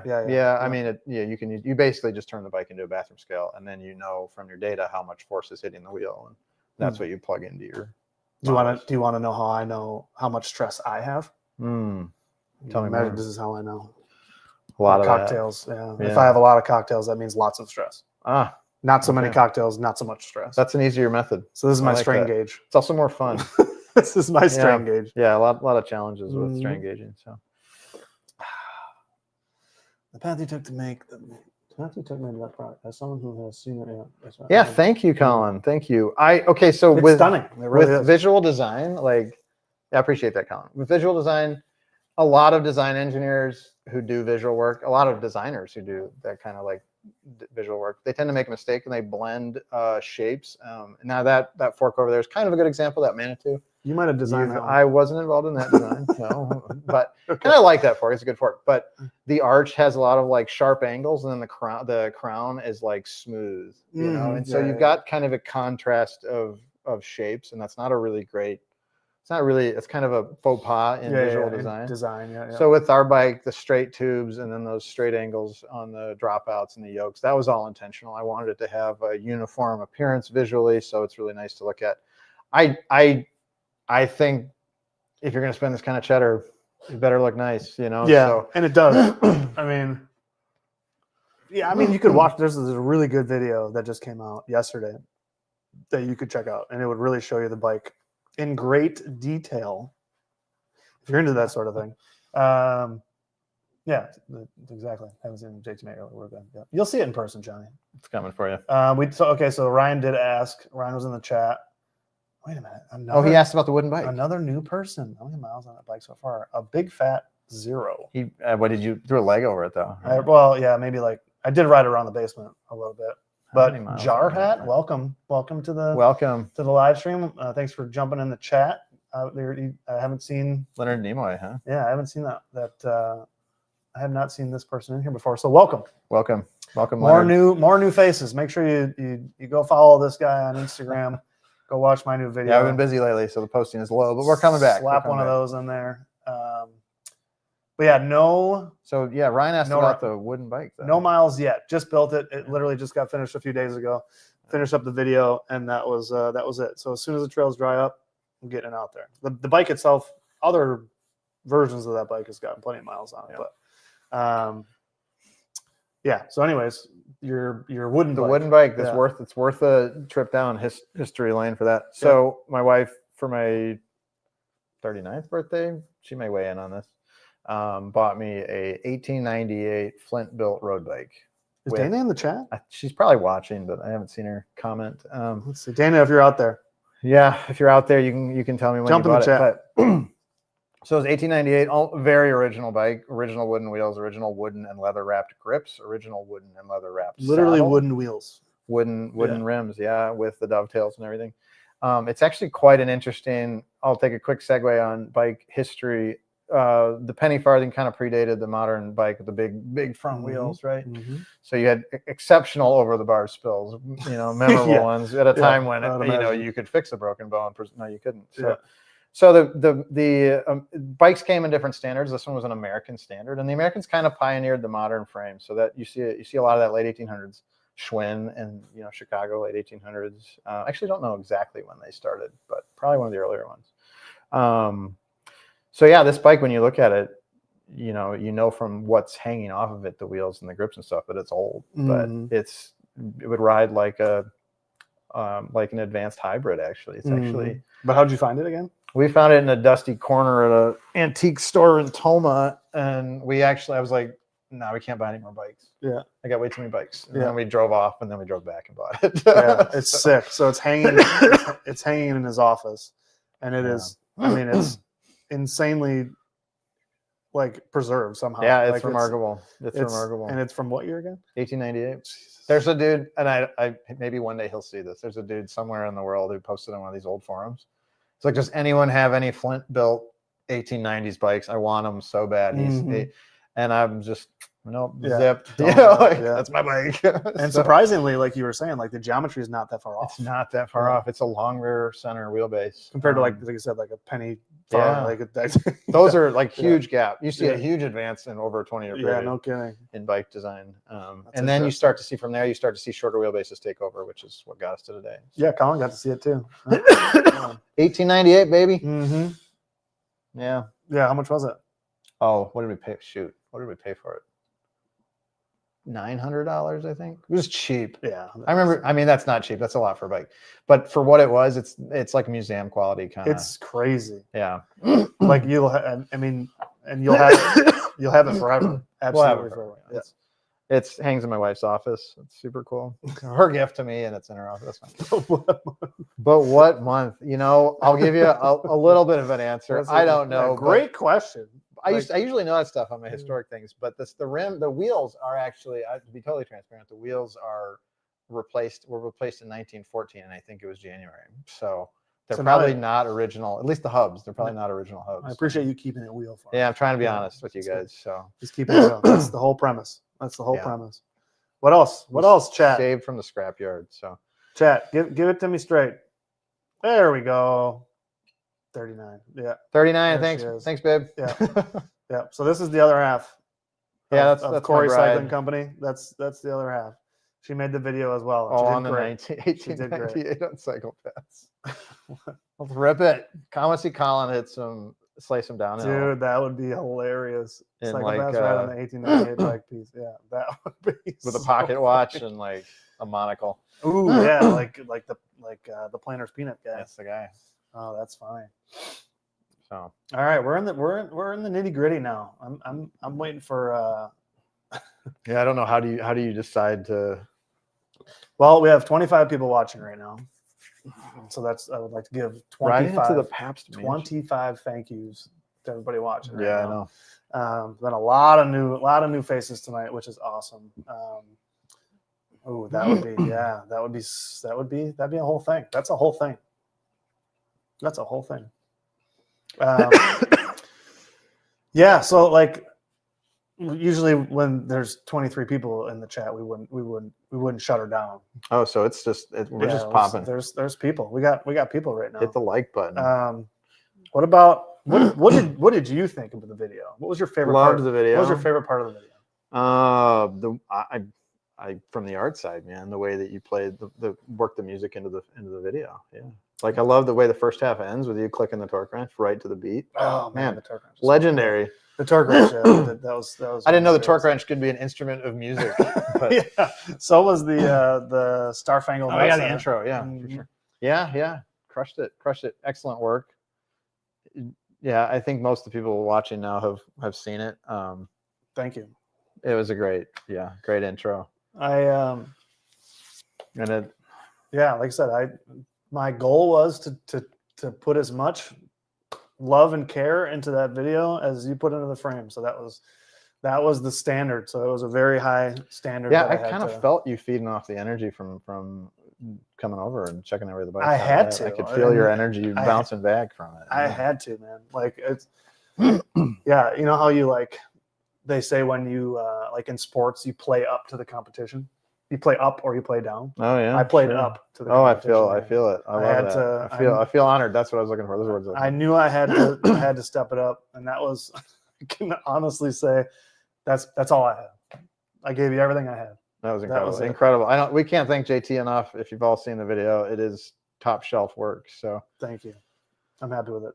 I'm happy with it. Yeah. Thank you. Yeah, intro was incredible. Yeah, isn't audio important? I mean, you know that, Johnny, obviously, being a cameraman, but audio is such a big part of it. And I play with that more and more and more, where I'm using more I have way more layers of audio now, more than I have layers of video. You know what I mean? Like I'm adding, I spend way more time now because like I can get the visual, like the in camera, right? I can get what I want in camera pretty close. So all I'm doing is tweaking some just a few things. But audio is like the beginning of the video, the whole intro, all the audio is fake. Like it's all None Yeah, of that that blew is my mind. none of that is real. Like I had to add all of that. So those are all sound effects that I Yeah. got off of Epidemic Sound. So, which was crazy to me that they had TIG welder. Like there was like a whole section of TIG welding sounds. Yeah. Part of my head was like, that doesn't quite sound right, but I was like, I moved on, and then he's like, oh no, that's allegedly it's a TIG welder. Yeah, because I had in there like there was one that I liked better, but it was actually like a stick weld, so it sounded nastier. You know what I mean? It was a little grainier, so it was more dramatic. But I was like, nah, people will be like, that's not real. Which it wasn't, but at least this was a little bit more. TIG done right is pretty subtle. So yeah, and that was, and I had the real audio to like reference, but yeah, that was all. Yeah, all they call that sound design in the biz. In the biz, I'll add that JT came over to get some footage, and the joke in the household is we thought he'd come over and be like, yo, it's JT from JD's basement. And it was not that at all. He rolled in like a drill sergeant and was like, here, they're doing this, we're doing this, we're doing this, we're doing this. And he rolled through it flawlessly. It was super impressive to watch him in action. So I hope to everyone watching that when you start your own mountain bike companies, you can have JT over. I'm for hire. It just blew our minds. It was incredible. Yeah. So I think the reason that I get that way when it comes to filming is I know, and Johnny, you can attest to this. Like if you think a shoot takes 2 hours, it actually takes 4 or 5. And Colin, the deal too. Like anytime you go set out to go film something, again, if you think it's going to take an hour, it's going to take 3 or 4. And so having that in mind and knowing what I had to get, like I knew all the footage that I had to get over there. I knew that it was going to take a long time. And so I knew we had to be on task. Like we had to go. And it still took 3 hours. Yeah. It still consumed some time. Yeah. And it wasn't a ton of filming, but I knew that's one thing I've definitely learned over the years is like when it comes to filming stuff, it takes so much longer than you would think. It's just so much, there's so many pieces to the process. It's like, if you want to weld something, you don't just get to sit down and weld. No, you don't. Everything so much longer. Stuff. In my head, building a frame is like 6 hours. Yeah, you just sit down and weld. And then 24 hours later, you're like, yeah. Yeah, you don't think of all the cleaning up that the prep work, all the prep work just to be able to pull the trigger. Yeah, like it's unreal. People don't think about that. I'm on way in your league. But yes, is he being generous and kind and saying no way? And no way. Yeah. Oh, there you go. No way. Son of a what, John? Yeah. So and I'm sure Johnny has learned patience from his day job. Like you have to be patient.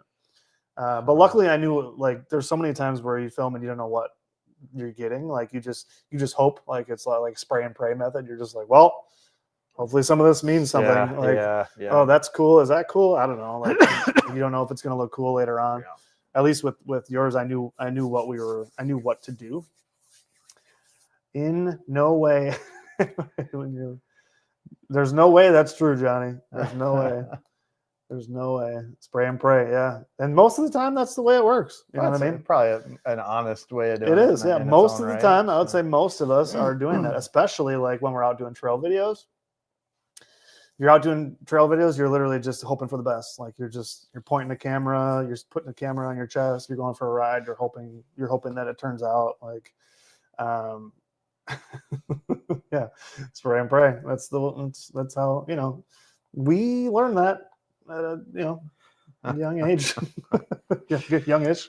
But yeah, it's every process is different too. It's always different. Like you never know how. Well, it does have to be tailored, doesn't it? It's like it has to be an individual experience. Like they're all different. Yeah, they're all different. This one was cool because. How like I've been riding bicycles for a really long time, and I've never gotten a custom bike built. I've never had a handmade bike. I've certainly, again, and that's why I said that in the video. Like there's so many levels to this has never happened to me before in this story. Like to have someone that I know, someone that I consider a friend, someone that is an engineer that builds bikes that will build one for me, and like is like the type of bike that I've wanted. Like it's crazy how all those things just lined up for me for this to work. And then because I had been talking about like a hardcore hardtail for a while. Like I've had this type of bike in mind for some time, like with a big dropper, kind of a slack geo, and like really that, but not like I could never imagine to this level. But I've been wanting to build, and I had been looking at titanium. So I'm glad that this worked out the way it did. Well, maybe one day we can do that too. So if you want, you should maybe make some fat bikes too, because that would be pretty sick. Fattened bicycles. Yeah. Like that unit. That would be cool. We're big fat bike fans too. So yeah, there's so many bikes we want to build. Well, we're almost at 2 hours. I would say that's probably a good time to shut her down. Yeah. It's been fun, man. Likewise. This is awesome. Thanks for having me. I do love I was talking about that earlier. I do love a live stream. It's the most direct way to connect and engage and create content that is fun and very organic. And there's, like I said, I hate feeling like a newscaster. I like just off the cuff is really fun. Well, and thanks for everyone who tuned in and asked questions. Yeah, a lot of new faces. Love it. Love it. We need more. Boy, give me an example of more. Yeah, we'll see. When I had Johnny, the last live stream, I had Johnny and Mark on, and we were on for we need more. 2.5 hours. Johnny, I'm gonna have to meet you at Windman. I think that's where this is headed. So. Yeah, I hope Johnny's and still you better on board. be smiling, because that's all I know you. That's how I know you. Yeah, you just have to look for that. So, and then you'll know. Look for that guy on the trails. Or at the bar, maybe. I don't know how you get down, Johnny. But all right. Later this year. Same time next week. I say every time I do these, I think, man, I should do them more often. And then honestly, I second guess myself. I'm like, do people really enjoy this? Do they really connect with it? Sure. Yeah, and because I do. I honestly really enjoy a live stream. This is a very like enjoyable space for me.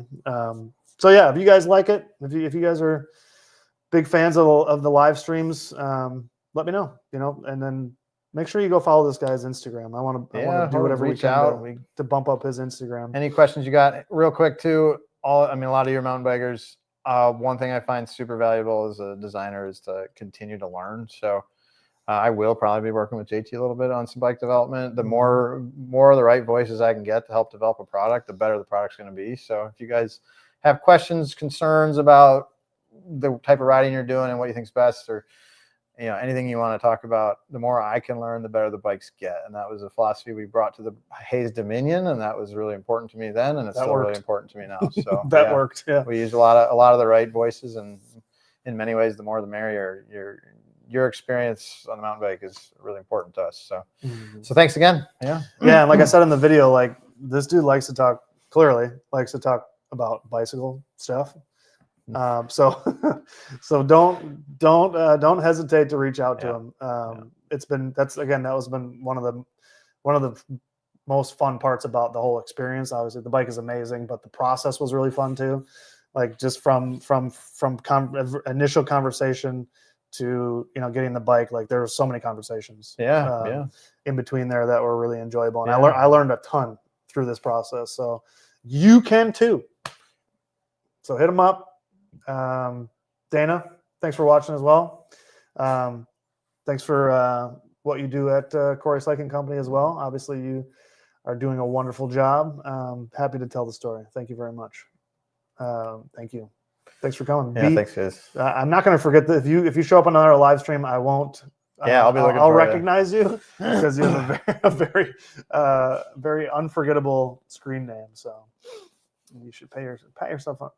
Pay yourself. I can pay. I try to pay myself. Johnny, your spelling is in question today. He's been drinking more than us. Yeah, maybe. No bike friend giveaway. Not tonight. JT said he would get. No, I'm kidding. We should do that. We should do some giveaways though. He's 38 inverted. Oh Jesus! What? 38 inverted. That was it on April 1st? Now I gotta look. Yeah, you might want to check. I got messed up on that one. That's good seeing you, Colin. Yeah. Let's hang out soon. Hey, we're gonna be there. So we're gonna be at Made. We got a booth set up. We're bringing bikes. I've got a show bike I'm super stoked about. When is it? I think it's August 16th. Dana, if you're there, you want to chime in on the date of May? I think it's August 16th. We're going to be there. It's a lot to haul bikes out from Wisconsin, but we got a great product, so bring it Driving on. out there? I don't know yet. My parents, if they're listening, have volunteered to drive, but I don't know if they know what all that is going to mean. It's called the Handmade Show, or just made? Just made bike show. I've heard of it before. It sounds. I've seen photos from. It's got to be such a cool show to walk around. I think it's gonna be super incredible. The most unique. So many artists and so many great products, and I'm excited. We're excited to be a part of it. So yeah, big thumbs all the way up. I'm glad you said thumbs, Johnny. Glad you said thumbs. Hell yeah, yeah. Mark, thanks for hanging out, man. I'm bummed you didn't do a pod tonight, but I'm excited that you got to come hang out with us. So tell Joey to get his shit together, and then let me know when your next pod is, so I can be there. So, all right, thanks again, everybody. Appreciate you. Go watch that video if you haven't. If you have, go watch it again. We'll see you later. Cheers. Thanks.